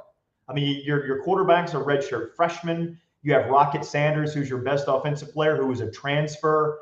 Probably Debo Williams on defense is your leader, but he's a guy who's been a 3-year starter at linebacker, and he's probably not a guy who's going to be a big NFL player. He may get on a roster, but he's not going to be a 1st, 2nd, 3rd, or even probably 4th round pick. So you don't have that big name. So it's a bunch of guys that are out there with something to prove. And they were picked at 3rd to last in the entire SEC. So they know that. And their win against Kentucky, I think, has given them confidence. We can beat any team on our schedule. I think that's the belief. Now, I mean, going to Alabama next week that's a different ball game. But sans that, I think there's no team on their schedule that you go into that game saying, there's no way South Carolina can win this game. We came into this year and we asked our fan base here in the upstate, Chris, what are your expectations for the team this year? Because to me, it's important to label expectations. That's the only way you can say at the end of the year, we succeeded or we failed. So the expectations for most of our listeners when we averaged them out was effectively bowl eligibility. Just get to 500. It's one of the toughest schedules in America. I think just about everybody labeled it that way. And this was one of those games that you looked at and you said, all right, if Ole Miss is reeled down and South Carolina plays above grade, like maybe they can steal an upset. To me, there is some level of success in the fact that we're talking about this game, a game in which the Gamecocks are an 8.5-point dog. And by the way, better number than it was 2 days ago because it was 9.5, which means there's public money on the Gamecocks here. The fact that we are talking about this game not as a go in there, play your best, be competitive, but this is a winnable game, or at least it feels that way from us on the outside. And I'm not always the most optimistic cat. That, to me, has some level of success. My only question is, does it matter if you don't come out and play that way? No, it doesn't matter. I mean, keep in mind that in betting circles, if you're a home team, you get 7 points in college football. So that means on a neutral field, the odds makers feel Ole Miss is a 15 to 16 point favorite against South Carolina. And, that may be the case. But the expectations, I think, within this program have always been to be in the Final 12. I mean, if you talk to Coach Beamer, you talk to anybody in this program, they feel with the schedule that's presented, if they can get to 9 wins, they would qualify for the top 12. That is the thought. I don't know if that's the case. I think they have to be the right 9 wins. And then those 3 losses, you have to be really, really competitive and, lose by 7 points or something like that. But if you this is a game you have to have. If you want to have potentially in that chance to be in the top 12, the college football playoff, you got to knock off an Ole Miss. You're going to have to hope Missouri is in the top 10 when you play them and you knock them off. You're going to have to hope Clemson's a top 10 team. You're going to have to hope those things where you present that resume to the college football playoff body that selects the top 12 teams, where you can argue, look, we may have lost to LSU at home in a game that was on national television. We really should have won. Everyone agrees. But you've got to take care of business against Ole Miss. And this, I think it's going to be problematic for South Carolina. And here's why. Because Ole Miss throws the football at such a high level. South Carolina has gotten after the passer, but they've gotten after the passer because they've had leads in most of the games. And you look at what they did against LSU. LSU, they had a lead for 95% of that game. They got after Nussmeier. You look what they did against Kentucky. They had a lead the whole time, so they got after him. Ole Miss comes into this game. If they can keep it competitive, I think that – I say competitive. If they can stay in the lead or keep it even, South Carolina's pass rush is not going to be there. Ole Miss is I think you guys may have – I was watching one of your shows a few weeks ago. You called Ole Miss a professional team. They are with you. When you look at their NIL endowment versus, let's say, South Carolina versus, let's say, Clemson, Ole Miss is double what everybody else is because they have old money. So they've paid the big money to get these players. So they're talented. But you give me Dylan Stewart, you give me Kyle Kennard off the end, you give South Carolina, you go up 10-0. I think it's a different ball game than LSU because I think South Carolina learned their lesson after the LSU game. You have to step on the throat. You can't let a team hang around like they did against LSU. Without a doubt, Chris Miller joining us here on the Rob Brown Show and the Fan Upstate. I've said a couple of times this week, Chris, to me, those two young men you just mentioned on the outside, the pass rushers, I think that is a major part of this game. I'll tell you the truth. I had Jackson Dart labeled as one of my most overrated players coming to the year. I think he's good. I'm not saying he's not good, but I just don't think he's this, Heisman vote getting guarantee that a lot of folks have made him out to be. I think you pressure the guy. I think you hassle the guy. I think there's mistakes to be made. And on top of that, you can't leave the secondary out to dry because it's a good one, but it's got some faults for sure. To me, this game is won or lost with South Carolina's defensive front seven versus Ole Miss's offensive line. I think South Carolina's the best defensive line in the country. And that's obviously I'm some bias in there because I work for the Gamecocks. But, I mean, you look at their depth. You look at what they've got in Dylan Stewart, Kyle Kennard, Tonka Hemingway, Boogie Huntley, Gilbert Edmond, Jules. I mean, they have name after name after name of high-quality defensive linemen come at you. And I would agree, South Carolina's defensive line versus the offensive line of Ole Miss. But I think South Carolina has to do something offensively. We still don't know. We're told Lenore Sellers is going to start, but he's questionable, right? And that is supposed to be 50-50. So you have Rocket Sanders, you have Lenore Sellers, you have Jared Brown. That's your leading passer, your leading rusher, and your leading receiver as all 50-50 playing in this game. For them to win, they need all three of those guys. Robbie Ashford did great against Akron, but I don't think Robbie Ashford can get it done against Ole Miss. I would love for him to prove me wrong. I'd love to come back next week and say Robbie Ashford went out there and lit it up and have to eat my crow. But I think Lenore Sellers clearly gives you the best chance to be victorious. And you would think with 2 weeks off, because remember, he didn't play against Akron, that he's healthy enough to go. And it's going to have to be a heavy, heavy run game because, football, you want to shorten the game. You don't want to give Jackson Dart and that Ole Miss offense. Specifically, you don't want to give Lane Kiffin. To your point about Jackson Dart, I think if any other coach was his coach, we would be talking about him for Heisman. We should be talking about Lane Kiffin for Heisman because he's the offensive mind. I think that I could stand in that offense and be competent at quarterback. That's just my opinion. Lane Kiffin is the best offensive mind in all of college football, and he makes anybody. I mean, look at Matt Corral. Matt Corral's is he even still in the NFL? I'm not sure. I think he's out of the league now. But, I mean, that was a guy that was a third-round pick 2 years later, not even in the league because Lane Kiffin had that offense. Talking with Chris Miller. Got about a minute and a half left, Chris. Real quick. Juice Wells comes. You mentioned this. We talked about the fact that no game day, but to me, this is the game in the SEC. There's no Georgia-Bama. This is the one that I think has the highest stakes on it. Emotionally charged for us on the outside. I expect that Willie B at 3:30 on Saturday is going to be every bit a night game environment. Does that impact this team? Does this team have the mental fortitude to be able to put the emotions in the background, or do you think that they try to ride that emotional high? I think they're right. I think they really enjoy the fans that experience. And I think Juice Wells, there's a lot of players on this team that were frustrated with how, not the fact that he left, but frustrated how he managed this team last year, where he kept, I'm hurt, this and that, and sucked all that NIL dollars and kept it despite really just sitting out so he could play at a different school. And I talk about post-game. We've had every week fans call in and they say, man, can't wait for that matchup against Judas Wells against Ole Miss. So fans have been looking for this. This is a game, I think I see you wearing Darth Brooks. It's like Darth Vader. He's returning, right? He's coming back to the place where, he did so well. I mean, this is a guy that lit up the scoreboard for South Carolina 2 seasons ago. So they want to see him fail and fail miserably. Without a doubt. Chris Miller joining us here on the Rob Brown Show on the Fan Upstate. You will hear him on the pre- and post-game show before and after the South Carolina contest this 3:30 at home against the fighting Joey Freshwaters of Ole Miss. Chris, my man, you are an absolute legend, an icon, a gentleman, and a scholar, sir. Thank you as always, buddy. Thank you, guys. We'll do it again next week. Chris Miller, just a dude, just a guy. Back after this on the Rob Brown Show in the Fan Upstate. The Atlanta.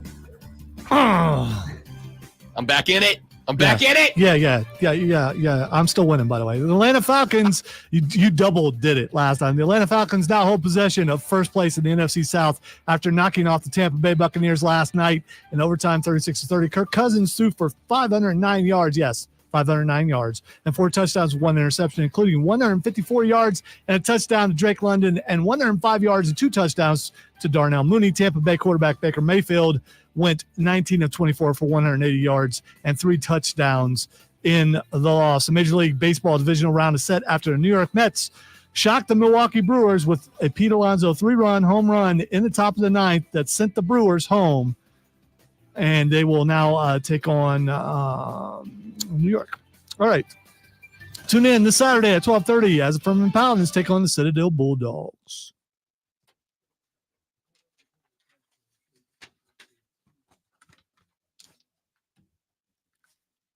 Wow, that was bad. That was really bad.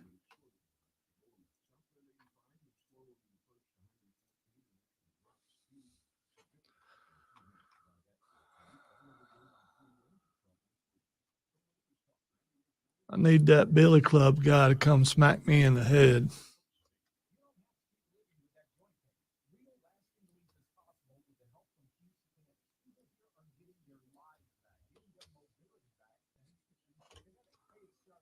That's 80% right. He got the S in the.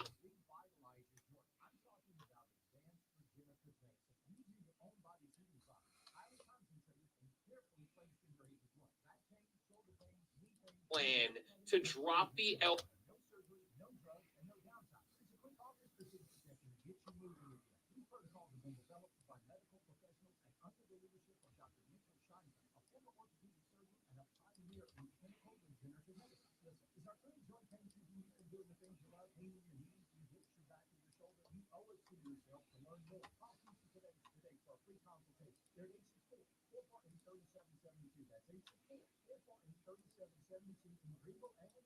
That reads so bad I cut it out of the podcast.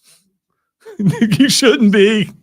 You absolutely should not be. But thank you, Wesley.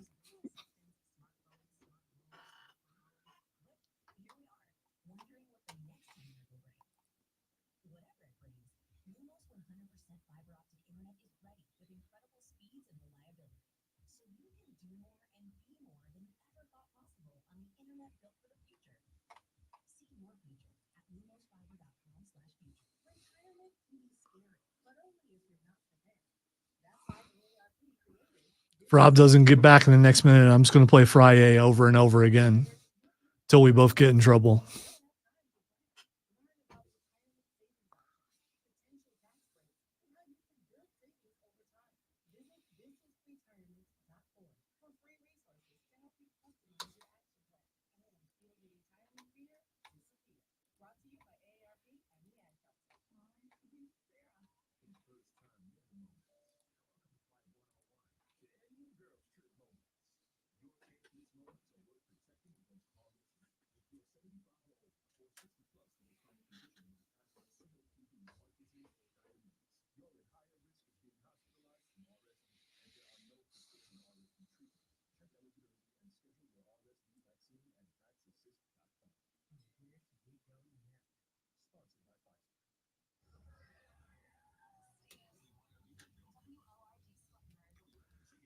Be prepared for a barrage of Rebecca Black because he's not in here.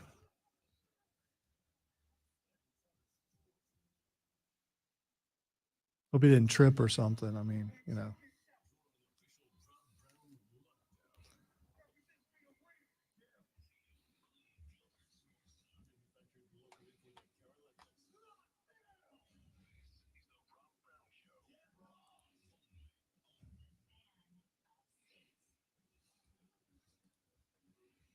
Good morning. Good morning.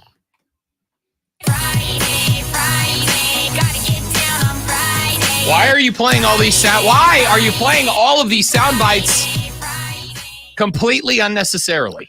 Well, I said if you didn't make it back in the room, I was just going to keep playing Friday till you showed up. I don't know what you're talking Even about. if we both got in trouble for it, because I don't care. It would be worth it for me. I don't know what you're talking You about. and I together haven't been in the office together. So, you know. Oh, man. Welcome back, ladies and gentlemen. The Rob Brown Show. Final hour goes now. This is the Fan Upstate. You didn't stub your toe or anything in the hallway? No, I'm good. Just, I'm good. I made it. okay, I was spoken to. Okay, so you didn't just start wandering because I almost did that a couple of times when I walked out. No, I was spoken to. Your legs just giving out on you, dude. You're just falling apart. No, that earlier thing, that's just lack of sleep. That had nothing to do with my leg. I just got dizzy for a second. Apparently there was a podcast headline yesterday. Or excuse me, a news story headline. And the headline was Luka Doncic speaks on going from a Hawk to a Maverick in the 2018 draft. And it's like the most shared basketball headline of the last year. Oh, okay. It's a political thing. No. No, Hawk to a Hawk to a Oh, Maverick. okay. There it is. All right. Speaks Again. on going from a Hawk to a Maverick. So that whole thing where you said that my mind was in the gutter in the last segment, you're absolutely wrong. Hey, that's a pop culture phenomenon. That girl's got a podcast now, and it's like the And third she's most very listened rich. to podcast. She's very rich. now. Oh yeah. You know what my favorite part is? And I'm going to give her this. She is putting her 15 minutes to wonderful use. She's taking the money that she has made. Her, by the way, the podcast name, if you haven't heard about it yet, the podcast name is Talk Tua. Winning. I don't care what you think. That's a great name. All right. Talk Tua is a great name for her podcast. What's the subject matter? On Everything. The podcast? It's just everything. It's Okay, just all it's right. just another person with a podcast where she kind of discusses everything. But here's the thing. She's taking the profits from the podcast, and she bought her grandma a house. The grandma that helped raise her bought her a house. And then the rest of the profits she's taken, and she's helping fund and prop up no-kill animal shelters all around her community. That's awesome. I hope she's keeping, There are so many people who have done so much worse. keeping some for herself too. I mean, you know, I'm sure she's you gotta probably got to take care fine. of you also. Yeah, it's was not aware. So how many episodes have you listened to?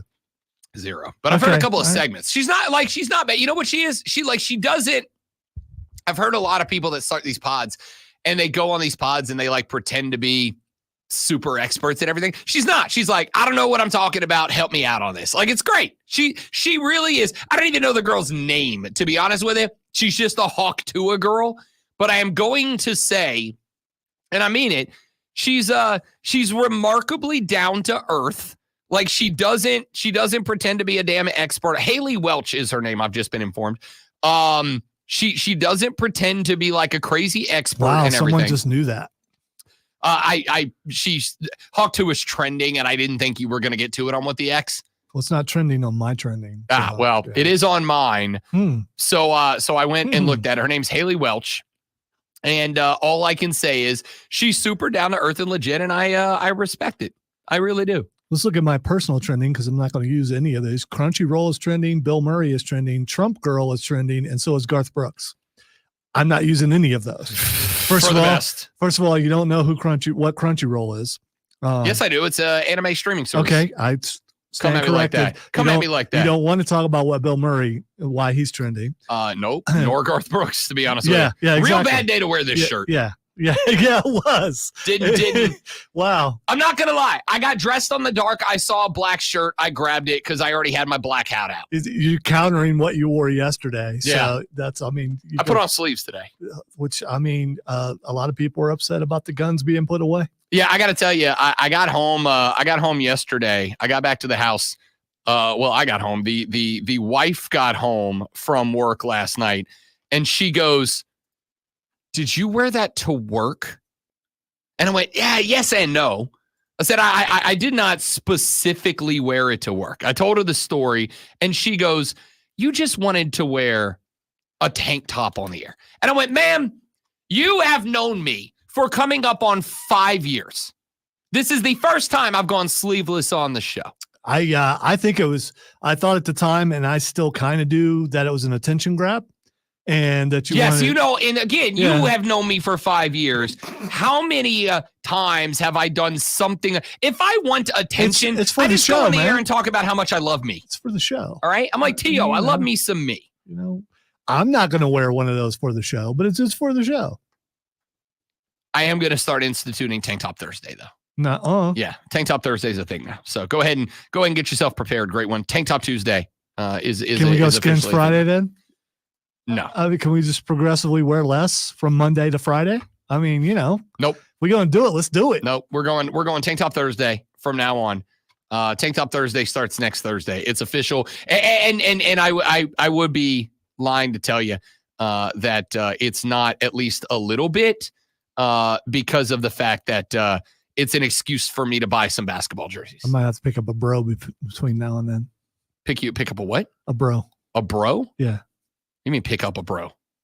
Like have somebody help you get a jersey? You're not a Seinfeld guy, apparently. No, I am. I don't know what we're talking about here. I could be wrong.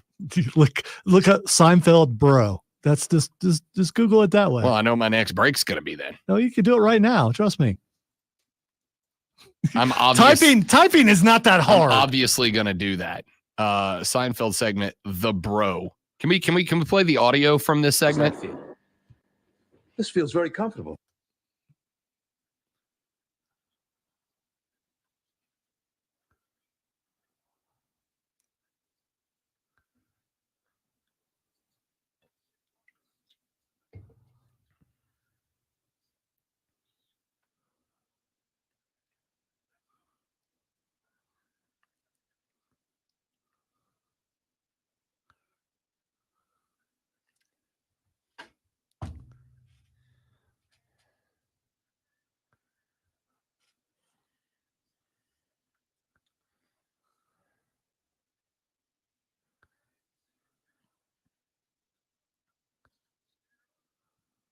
I get it.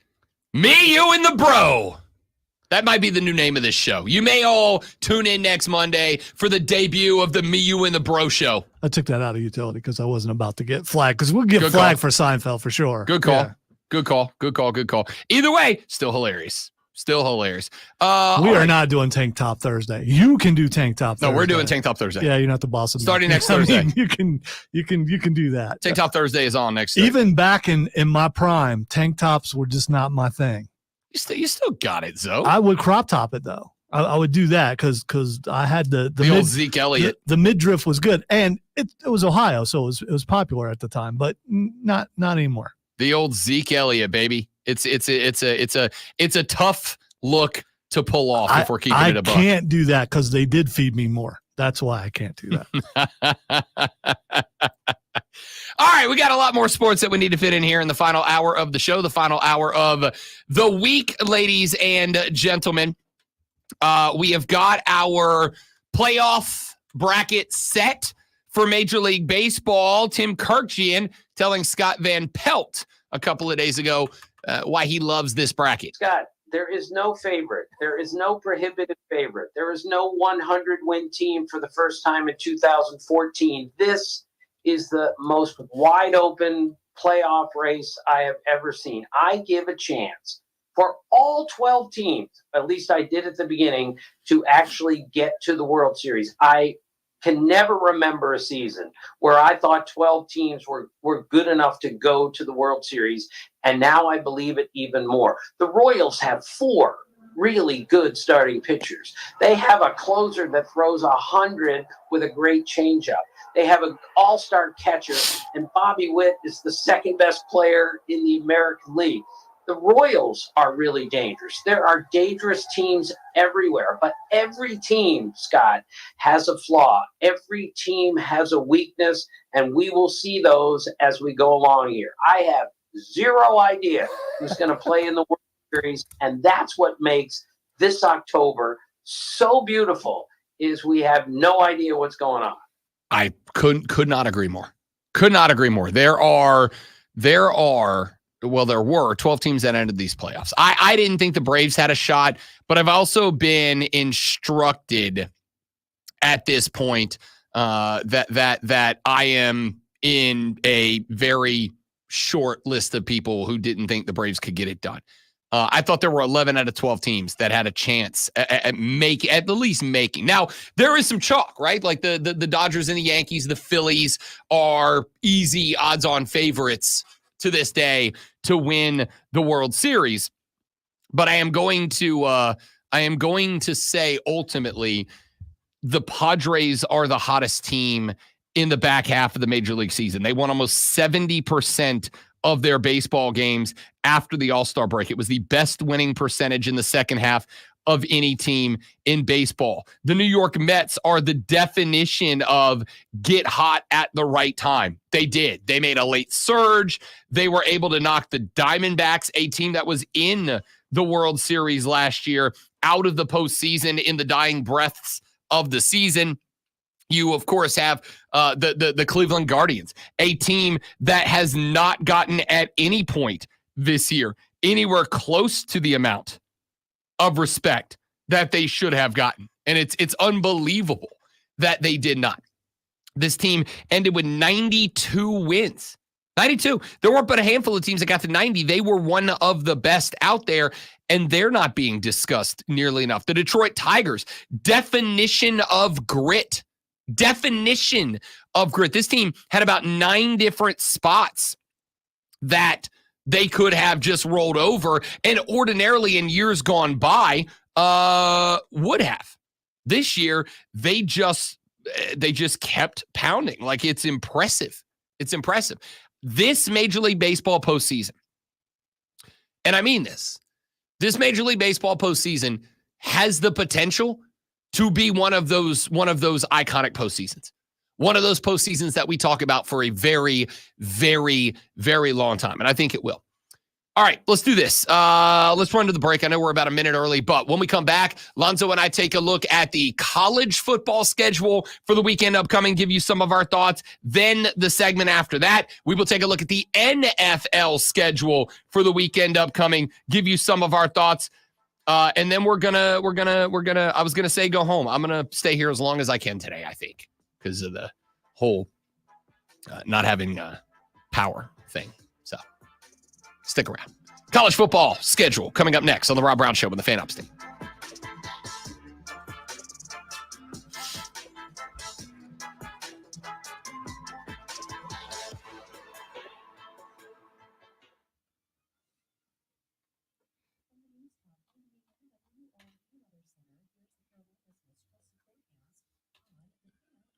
Ozzy Osbourne's getting a tribute at the at Rock and Roll Hall of Fame induction. Performers include Tool's Maynard, James Keenan, Zakk Wylde, Metallica's Robert Trujillo, Wolfgang Van Halen, the Red Hot Chili Peppers, Chad Smith, and many others. I love when they put together those all-star bands at the thing. Yeah, so do I.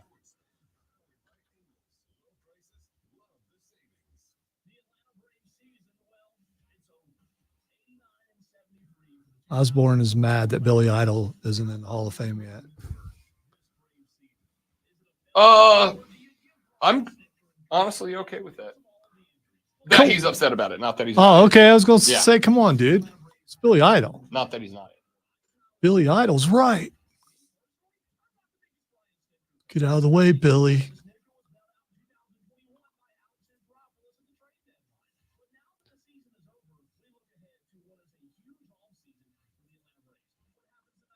Dun, dun, dun, dun, dun.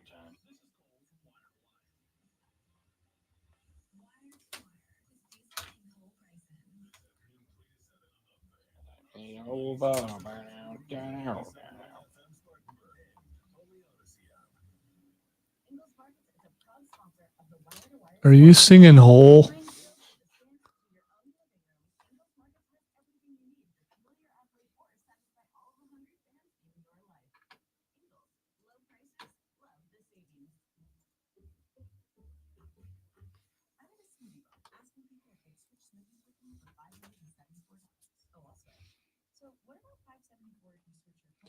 By the way, the Tank Thursday thing, the only way that I would end up doing it is after I see him do a successive Thursdays.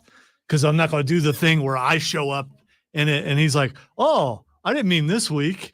Yeah, I'm not. Leslie is correct, though. Tank Top Tuesday rolls off the tongue better. It does because there's no, yeah. The H throws the whole game off. It does.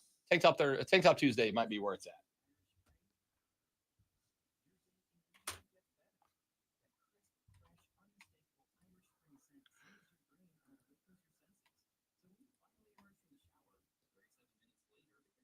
Oh, I'd love to take a 37-minute shower right now. That would be awesome.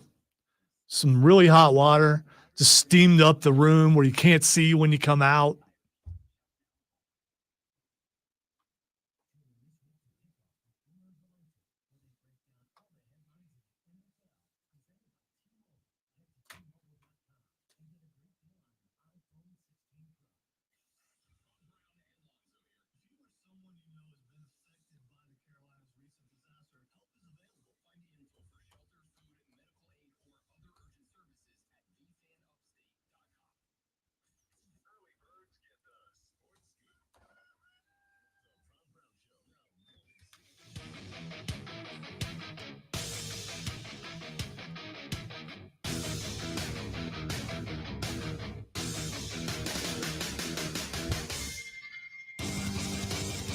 The Rob Brown Show continues. It's the Fan Upstate. The renewal by Anderson of the Carolinas fan phone is open, 844-326-3663. The text line open, 71307.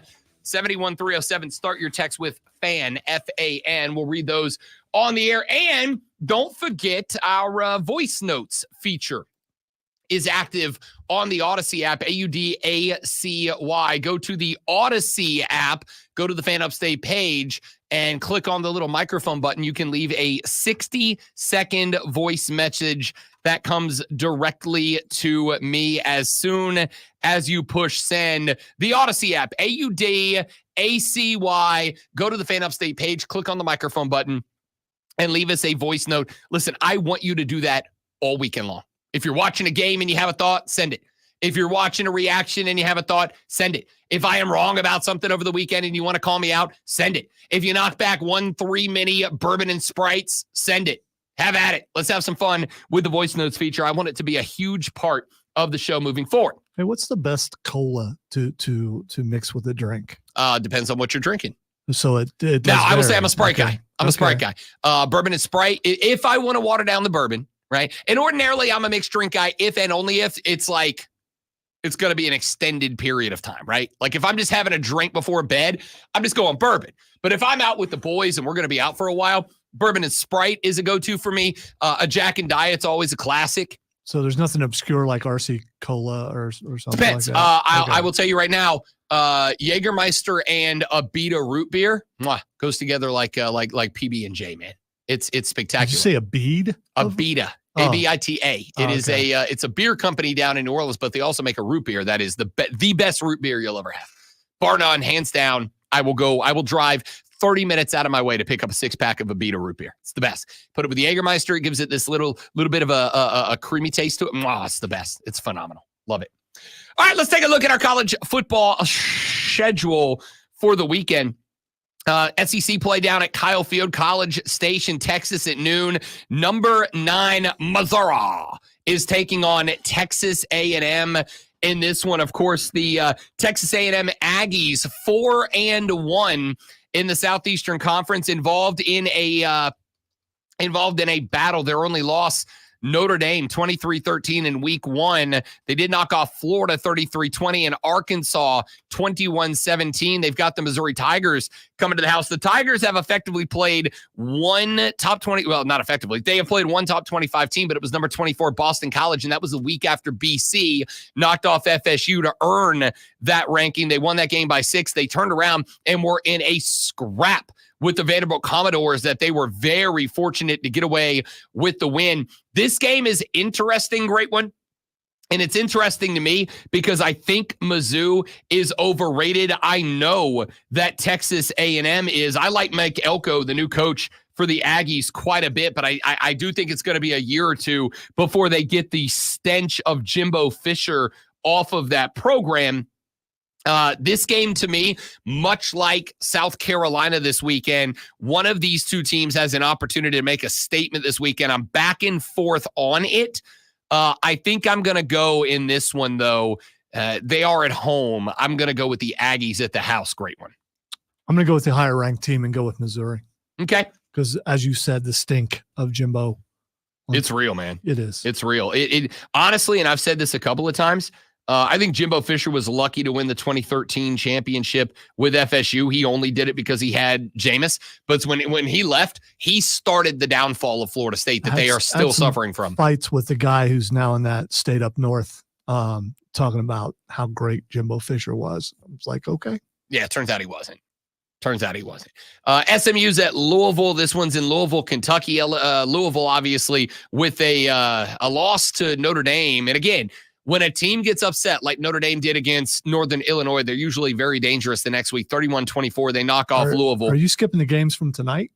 No, I mean, you got Michigan State, Oregon. Oregon's going to win that game by 30 points. Well, the Syracuse UNLV is interesting. It is. So? It is because of the transfer quarterback story. Yeah. Because UNLV obviously trying to stay undefeated without Matthew Sluka, the transfer quarterback who just left by Felicia the entire team. Yeah, I guess you know what? You are right. And Syracuse is not a bad team. Not a bad team at all. By the way, this one in Allegiant Stadium in Las Vegas, Nevada. UNLV is 6.5-point favorites with their backup quarterback stepping in. Syracuse only lost a 2-point L at the hands of Stanford. Remember, they knocked off Georgia Tech the week after Georgia Tech beat Florida State as well. Who's the quarterback for Syracuse? Syracuse, that would be one Kyle McCord. Sounds familiar. Are you rooting for him as a transfer guy? Yes. Are you? Yes, I am. You're not like a screw you, you left my team? No, we all understand why he left. Yeah. I mean, that was a lot of pressure, and not everyone can handle that. So I'm good with him leaving. And if he can make Syracuse a decent team, which he has, I think the addition of him has really helped that team. I mean, if I won't root for a quarterback who leaves my team, how could I have rooted for Joe Burrow? That's true. I mean, there's been a lot of guys who come there and they leave and they go back. Texas. Who's the starter who's hurt now? Quinn Ewers? Yeah. I'm pretty sure. Former Buckeye. Yeah. Yep. I mean, so there are a lot of guys who do that sort of thing. That's just a question. It's fair. Yeah, I'm not that guy. I'm not hitting Rashad's certified hater mode when it comes to that. Certified hater mode. SMU is at Louisville. SMU, of course, rocked FSU last week. You know who else has rocked FSU? Everybody they've played. Yeah, you won't give SMU any credit at all. They've only lost one game. If they win tonight, I will. Okay. If they win, All right. they lost to BYU. And it was a 3-point game. But Nevada, Houston Christian, and TCU, who ain't the same no more. When you pick a team at the beginning of the year to be in a championship game, you're going to root for them. No, that's fair. So I'm rooting for SMU. They beat Louisville tonight. I will feel differently about SMU, without a doubt. All right, looking down the rest of the schedule, Pitt is at North Carolina, favored by a field goal in that one. Wake's at NC State. NC State only favored by 4 over Wake Forest. I like the cover there for the Wolfpack in that one. Auburn is at Georgia in the South's oldest rivalry. Georgia coming off of the Alabama loss. Keegan, I hope you're not listening right now. This is going to be gratuitous violence. This is going to be a massacre. With all due respect to Peyton Thorne, who I like a lot, Georgia is favored by 22, and it's my favorite cover of the weekend. Georgia's winning this by 35. Georgia not used to losing in the last few years. So maybe, especially in the regular season, maybe mentally it cost them a little bit. Yeah, but the other side of that is they're ticked off, A, and B, they understand that they can't not just lose again, which they can't. They also got to start stacking style points now, right? Like they have to start, because if they get into a spot where they make the SEC championship game, and let's say they end up squaring up with Bama again, and let's say that Ryan Williams does Ryan Williams thing again, and let's say Bama beats Georgia again, and Georgia ends the season 11-2 at that point. 11-2, depending on what happens in some of the other conferences, may put you in a spot where that 12 seed's in doubt. Georgia's got to start stacking style points now, and if that's the case, this is an opportunity to do it. Auburn's not ranked as of right now, and it's because of that loss to Oklahoma and the fact that they're 2-3. They also lost to Cal and Arkansas. They got to win this game by 35. This is going to be gratuitous violence. Ole Miss. I play for the Ole Miss Rebels. That's where Mike Tyson went to school. Ole Miss. He's training for a fight that's coming up. I don't know if you knew that. A fight. He's gonna knock him out, A and then fight? you're gonna have to come in and No, say he's not. you're gonna have to come in and apologize. You are. Box bets bet on that. I look forward. No, because we don't do that anymore. It's not my fault. But yeah, I just We can bring it back for one. Why? Just for fight. one, only one that you're completely certain on. Correct. So if there's any uncertainty, then you're like, nah, we're not doing You that. seem very certain about it too. Yeah, we'll see. Ole Miss on the road at South Carolina. This one, obviously, right down the road in Willoughby, Columbia, South Carolina, the site of this battle. We had Chris Miller, host of the pre- and post-game show for the Gamecocks, on the show earlier, and I said, it's very interesting. A sign of success for me is the fact that the nation, not just us, the nation is discussing this as a game that South Carolina can win at home with the extra bye week to get everybody healthy, or as healthy as you can get them, with the extra week to game plan, etc. The fact that this game is even being discussed as a possible win for South Carolina is a win in and of itself, but Ole Miss does come in as an 8.5 point favorite. The line is down. It was 9.5 earlier in this week. It has started to trend back down towards the Gamecocks of South Carolina. I don't remember what you picked at the beginning of the year when we were making our picks for South Carolina, but has your view of the team, of the Gamecock team, changed over the last few weeks and how they played? Yes and no. It because we didn't know what they were going to be with a freshman quarterback, with Spencer Rattler moving on, with Xavier Legette moving on, with some of those guys moving on.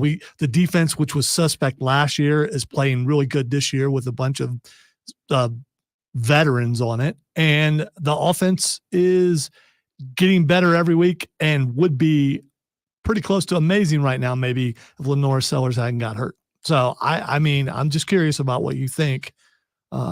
They are playing. When we came into the year, we said three things. We want roof, ceiling, and realistic expectation, right? Roof, ceiling, realistic expectation. They're playing at what I thought the roof was going to be, right? They're playing at genuinely what I thought the roof was going to be. I said coming into this game that South Carolina's first 4 weeks, if they came out of that first 4 weeks at 3-1, they were playing towards the roof. Not only did they come out at 3-1, but they came out 3-1 and should have been 4-0 after the first four. They were 3-1 and competitive in the one I needed them to have, and with the exception of the Old Dominion game, dominant on the road against Kentucky, put up a 50 spot on Akron like I wanted them to. They are right now playing at the roof. This weekend, to me, will tell me that they are either going to consistently stay at the roof or they just had a real good start. But like I said, the bye week, the extra week to prep for Ole Miss should, to me, negate the emotion that Ole Miss is going to bring into the stadium. But this is also why I've said this is the most important game for the crowd to show up, for Willie B to be swaying since the LSU game. It's been a rough week in the state of South Carolina. Yes, it has. And all the surrounding states. And you talk about respites, going to a game, just forgetting about all that kind of stuff, including people from this area who, I mean, you go down and just forget about all that and have a good time. Do they end up ranked if they win this game? Yes, they do. If they win this game, South Carolina will be not just in the top 25, I'd say inside the top 20. I think I could put them at 18-17 if they win this game. I could put them at like 12-13 if they win this game. The problem you're going to bump into is, as Chris Miller pointed out, that loss to LSU. You get a win over a top 12 team in Kentucky, yeah, you're inside the top 20, maybe sitting around 15, 16, somewhere in that ranking.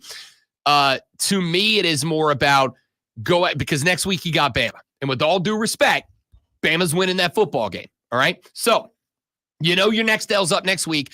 Go out there and get you a top 15 win this week against Ole Miss. Get yourself ranked, because then what do you have? Oklahoma, courtesy of Auburn. We know that's a beatable football team. Texas A&M coming to Columbia.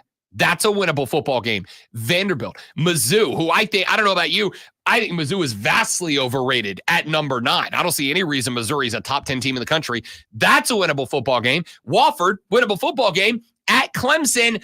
We'll find out. All right. I just want to say that South Carolina has been told that there's no way they could beat Alabama before with the words that in the way that you've been saying it. But if you have a chance at Alabama, it would be only building off the momentum of beating Ole Miss. Hey, I'd feel a lot better about that. If you beat Ole Miss, then whether you have the talent to do it or not, then the belief is there. Because you know what you did against LSU. You know you should have won that game. If you beat Ole Miss, then the players are going to have the belief that they can beat Alabama. Whether they do or not, we'll see. But they're definitely going to be more competitive to come off of a win this weekend. I think South Carolina can do this. Listen, I'm telling you as a neutral guy, right? Like as a guy with no skin in the game other than happy wife, happy life. So you do other than happy wife, happy life. With a guy with no skin in the game.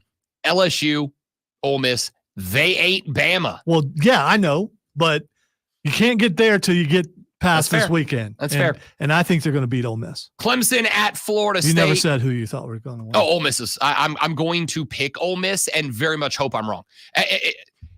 South Carolina to cover. Let me be very clear. South Carolina is going to cover. I could see this going. I could see that this is a field goal wins game. This is a South Carolina wins 27-24. Ole Miss wins 27-24. I actually think it's going to be more close to like 35-32. I think it's a field goal game. South Carolina covers. I'm going to pick Ole Miss, but let me say it's a very tentative pick. Very tentative pick. Clemson at Florida State at 7:00. Clemson wins. Clemson covers. The over-under in this game is 46.5. Let me put that in perspective for you, great one. Alabama is at Vanderbilt. That game's over-under is 54.5. West Virginia is at Oklahoma State. That game's line is 64.5. Utah State's at Boise State. They got that running back there who's a Bronco. He's a good runner. That line is 65.5. Clemson might set the over by themselves in this game. It's 46.5. Clemson might get to 47 by themselves. All right, so here's the thing. Yes, Florida State, really bad this Sucks. year. They're really bad this year. But here's the thing. You got to hope, if you're a Clemson fan, that Clemson doesn't come in thinking that. Oh, this is a pushover. We're just gonna do what we've done the last couple of weeks, no problem at all. Because I would worry about that if last year didn't happen. But I think as much as Dabo's not going to say, oh yeah, we're carrying the weight from last year, I'm gonna go ahead and say Cade and the boys who were on the field last year when they genuinely believe that they should have won that game over Florida State. I honestly think there's going to be a little payback. There's a little retribution. There's a little vengeance coming in this one. I think Clemson might hit the over 46.5 by themselves. I'm dead serious. I'm putting the bank on Clemson minus 14.5. I might outline it up to like 16.5. They're gonna wreck Florida State. Tennessee's at Arkansas at 7:30. Michigan's at Washington at 7:30. USC at Minnesota same time. Undefeated Duke coming to Georgia Tech. Duke got North Carolina last week. They are a perfect 5-0. Granted, North Carolina is by far and away the highest quality opponent they've played.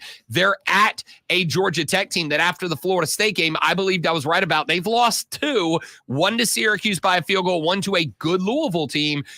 Duke, Georgia Tech. How weird that Duke, Georgia Tech is actually a must-watch contest for me at 8 o'clock on the ACC net. Well, because it's for the shared lead of the ACC, right? Yeah. Yeah, sure is. Miami is at Cal. Only interesting because Miami's equipment truck had to leave Coral Gables Monday and will get there tonight for tomorrow's game. How much do you have to be paid to drive Miami semi-truck from the tip of Florida to Cal? $1,000. You get paid by the hour. You're having a good time. Oh, that's unbelievable. Back after this on the Rob Brown Show. NFL thoughts next.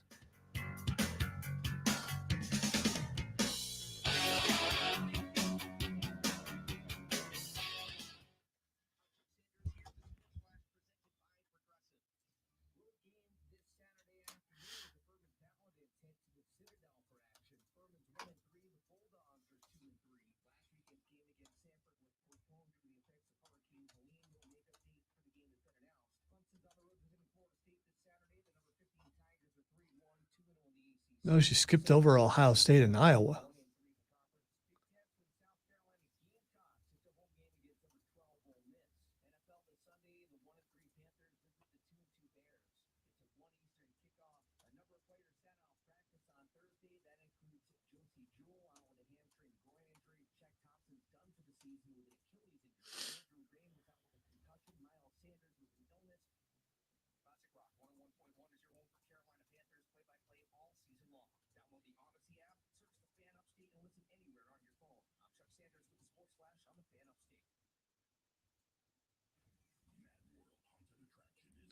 So as of now, only 2 teams out of the remaining games left for South Carolina are unranked.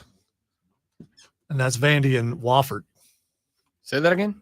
Only 2 teams out of the remaining schedule for South Carolina are unranked. Yep. Everybody else is a ranked team. Oh, it sucks. It sucks every year, but still.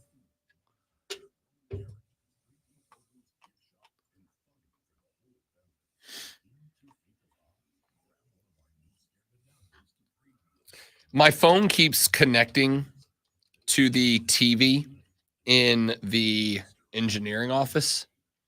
And I'm like, if I can figure out how to play stuff on that TV from this phone, it's happening all the time. Oh, I thought Chris just lost a game if you could figure that out.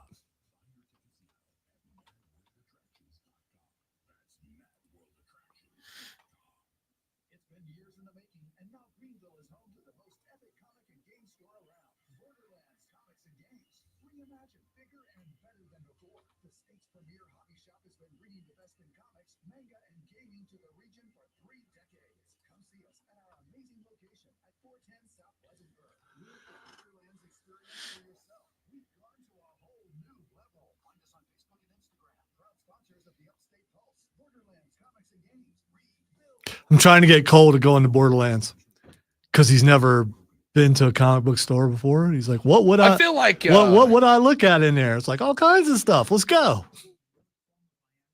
I feel like he is a dude that if I could get him to play like a D&D, he would dive headfirst in. I feel like if I just got to get him to the table. I don't know.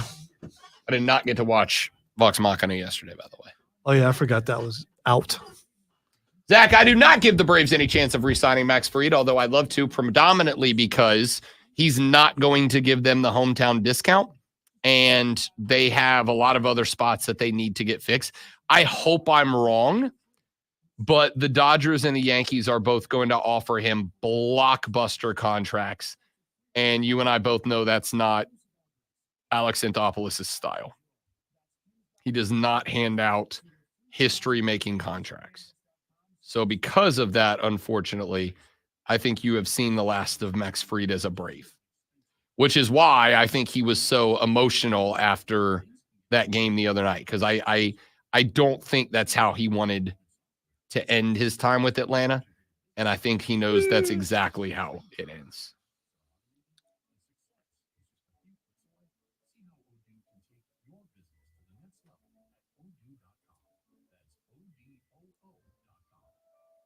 I'm going to start calling Odie Odu. We call him OD.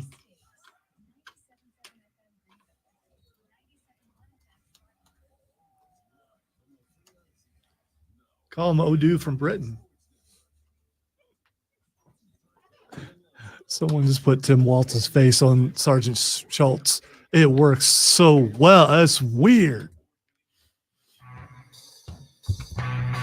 We have walked you through the biggest games of the collegiate football weekend. Let us now advance to the National Football League. We talked about it earlier in the show. Atlanta now in sole possession of first place of the NFC South after a 36-30 overtime victory last night over the Tampa Bay Buccaneers, in which Kirk Cousins threw the ball 58 freaking times for 509 yards and 4 touchdowns. Let's get to this Sunday's slate in the NFC South. The Carolina Panthers at 1-3 are on the road. Out to the Midlands they go when they take on Caleb Williams and his Chi-Town Bears. The Bears hosting the Panthers, as Rashad Beard pointed out yesterday on the show. A little bit disappointed because this was supposed to be the big game, right? This was Bryce versus the guy that Carolina sold the farm to Chicago and they used to bring him in. Instead, you're getting Bryce versus the Red Rifle, Andy Dalton, who will get the nod for the Carolina Panthers. Look, this is, as Rashad said yesterday, and I agree wholeheartedly with him, this is a winnable game for the Carolina Panthers. That being said, you lose Shaq. That's a big blow. Josie Jewell is out as he rehabs an injured wheel as well.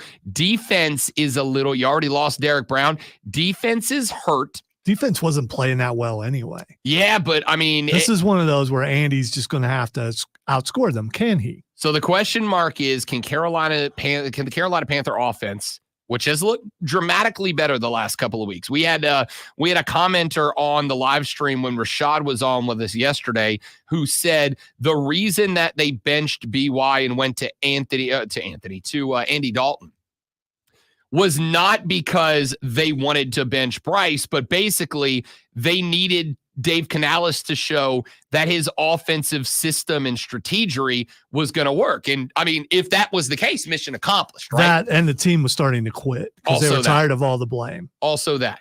You got to hope that they're still mad about that, because if they start getting complacent, and they'll go back to playing how they were before. I would agree with all of that. That being said, there's only one question, which is the Caleb Williams that we saw last week, the Caleb Williams that led the Bears on 4 touchdown drives, though he was not directly responsible for them.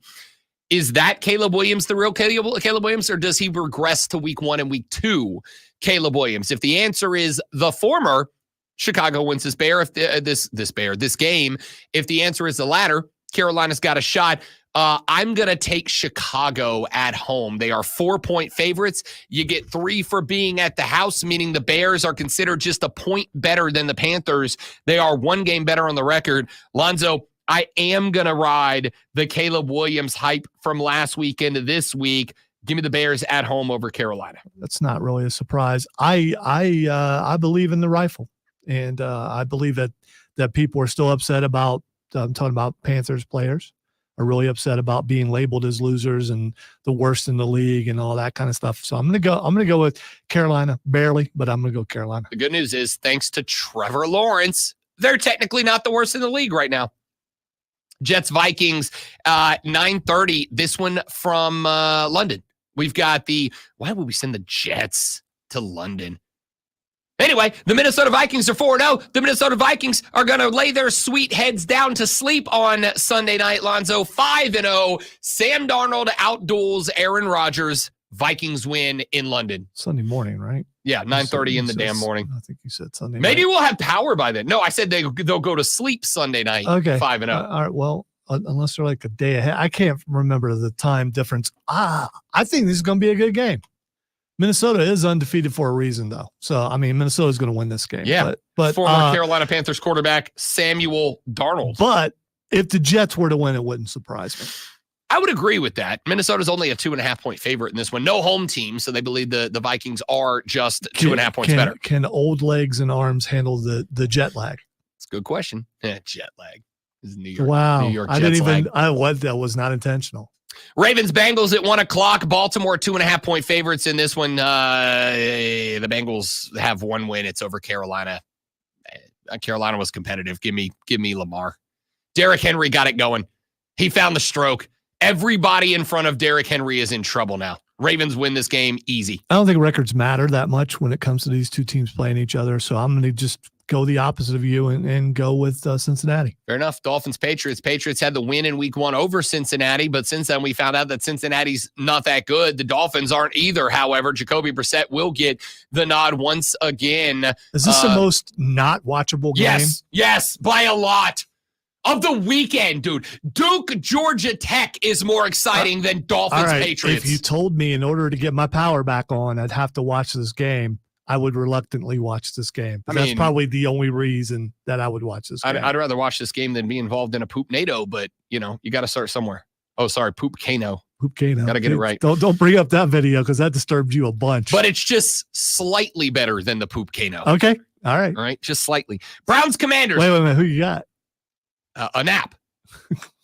I will take a nap I'll before I watch this go game. with New England. This game, I have 7 TVs in my bro cave. None of which work right now. None of which work right now. But if the power's back on Sunday, I have 7 TVs in the bro cave. I will turn one of them off before I watch this game.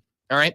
Browns, Commanders at 1:00. Jaden Daniels continues his march to the NFL Offensive Rookie of the Year award, which I'm not saying he's going to win, but that's only because I don't know if he's going to get hurt or not. Give me Jaden Daniels and the Commanders. They're a field goal favorite. I'll take the cover. The Browns stink. Yeah, I completely agree with you.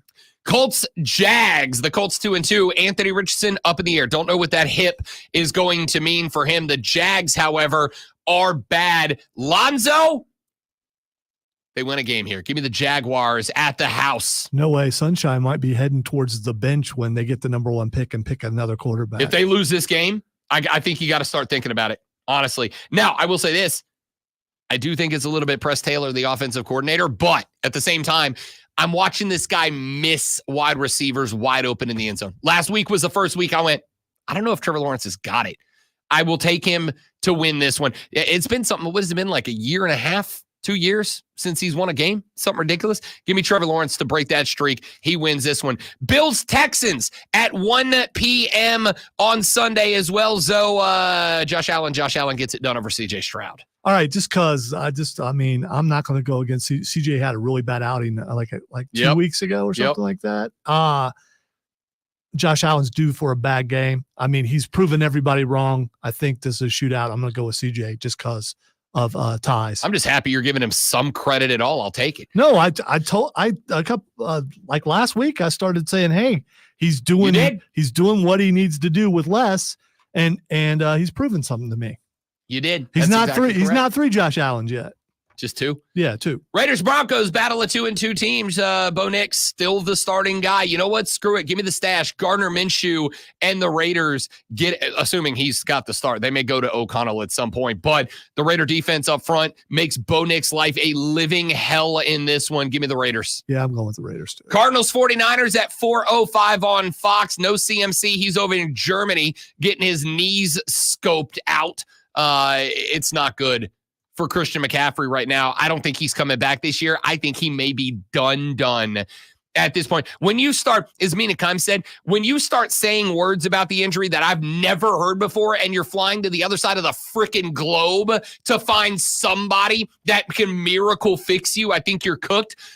That being said, the Cardinals are 1-3 for a reason. Give me the 49ers. Same here. Packers, Rams at 4:25. I was back and forth on this game. I don't really know. Jordan Love in the game looked real bad last week. The Rams started out hot and then kind of fallen off. Here's all I'm going to say yesterday, Lonzo. I opened up a pack of Skittles. The first 5 that came out were green and yellow. Give me the Packers. All right, literally my only reason.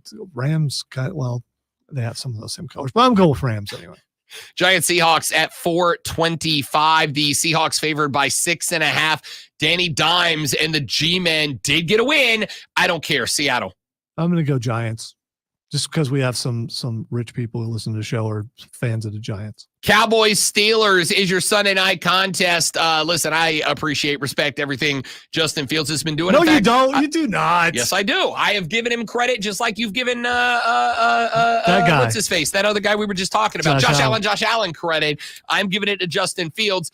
Cowboys win this game. No way. This is an old-time rivalry, and yeah, I'm going Steelers. And then, ladies and gentlemen, when Lonzo and I return on Monday, he'll be adorned in the red, white, and yellow. Me in the classic black and gold as the Saints and the Chiefs have a Monday night contest. The problem is we're the Saints. We suck. And now, the Brown Show presents Twitter. I don't need your pointy fingers. Okay. No, not today. That's pointing up. All right. The first thing that's Xing is Brock Lesnar. Brock Lesnar. There are thoughts. Is he on the list of people who might return this weekend? He's been spotted in Atlanta, and there are pictures out there, and people saying, "No, this is not an old photo. This was taken 20 minutes ago. He's in Atlanta." This is interesting. Cody Rhodes was on the Pat McAfee podcast. That's what I'm going for. I would consider that a big guy. Oh, for sure. McAfee was on the Pat McAfee pod. McAfee asked if the big guy was going to return this weekend. Cody Rhodes said, which the big guy? And McAfee, being the promoter mind that he is, said, nope, nothing else. I don't want to know anything else, and walked away from that conversation. And now Brock's showing up in Atlanta. Of all the names that could be the big guy, he's the one I hope it's the least, if we're being honest. Yeah, it depends on what he does. That's also fair. All right, the next thing is try to stay away from this, but there's no way I can not say this because when I see something that I will be saying on the air for the very first time, Jewish space lasers. I mean, how can you not say that? Even though I couldn't say it well, Jewish space lasers. I do a real good job of keeping the politics off this show, unless it's just a story you just can't avoid it. I mean, as I said, I'm equal opportunity. I don't care what side you're on. That's just that's a thing that you say should immediately DQ you from being in any position of power. That person should not be in charge of running a sanitation. It is definitely outfit. feasible, I believe, because we were going to put up the Star Wars defense system at one point when I was younger, and I don't think we did that. There are some satellites up there that are defense satellites, so I believe it's a possibility. It's just a combination of Jewish space lasers. I thought it was. I couldn't pass that up. It's still funny. It does make me laugh every time I hear that combination of words. All right, and it's hard to say. Maybe it's just me. All right, the next thing is Kirk Cousins. Kirk Cousins, 509 passing yards, 4 tutties through the air last night. I imagine that Kirk Cousins is going victory shopping at Kohl's today because that's a good damn night. Maybe they laid some extra Kohl's cash on him for that kind of 500 yards, dude. I mean, Kirk Cousins, Pete Alonso, all hitting the Costco together this weekend. There you go. And finally, the last thing, reluctantly, Joker 2. Lonzo said it was one of the worst movies he's ever seen. The more I think about it, it might be the worst. I'm still going to go see it in theaters. And only because, respectfully and lovingly, you and I subjectively have disagreed. We agree on a lot of movies. We've disagreed on a lot, including the first Joker, which you said you liked the last 15 minutes of. I really liked that whole movie, so I'm still going to see it. They should have stopped. I get the impression that a lot of feeling about this movie is going to be generationally impacted. No, it's not. Yeah, I think so. No. And I've been seeing more. The writing is horrible. I mean, it's very bad writing. Okay. And it's just, it's not. I mean, the plot, I do care about those things, the plot and the writing, and they're bad. The songs were good. I mean, that's some people complain about that. Joaquin Phoenix can sing. If that was actually him, I was shocked. We'll find out. I am gonna go. If you like the old standards, I mean, that's what they're singing. So I'm here for it. All right, that's it for us. Thanks for being here, everybody. Enjoy your weekend. I wish you all the best. I wish you extended periods of electricity. Have a wonderful weekend. We'll be back tomorrow. No, we'll be back on Monday after the weekend's over to review the weekend here on the Rob Brown Show and the Fan Upstate. Later. Let me tell you what they done. They done kicked your ass, son. Wow. Well, we both do work tomorrow. So, I mean, on different projects. And so we will be back tomorrow, just not here. Well, we both will be in the building, but probably.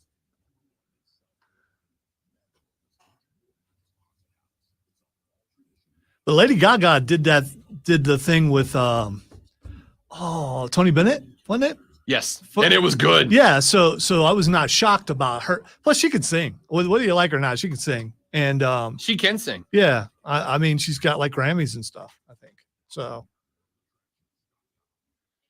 All right, kids, that's it for us. I have just gotten a text message that our neighborhood is being worked on. So Good for you, fingers dude. crossed. That is awesome. Fingers crossed. So I'm going to go find out because honestly, I care about that more than anything else in my life right now. Anything else. I will work. If the power comes on, I'll work from home. If it doesn't, I'm going to sit at home and be real mad for the rest of the day that I got teased like that. We'll see. Love the assumption of an L versus Bama. Check back with me in 2 weeks, Mac Gillespie. I for the record, I was more optimistic about South Carolina this year than anyone on this station. Anyone on the station. And I stand by that. Alabama's good, dude. They're good. If you beat them, it is the upset of the year, any conference. Apparently I'm invisible, but I can't be because my picture's on the building. We can't see it from here, but it is. I know that for a fact. All right, y'all have a great weekend. We'll see you all back here Monday, I hope. Leave a voice note on the Odyssey app. I want hilarious things over the weekend. Goodbye.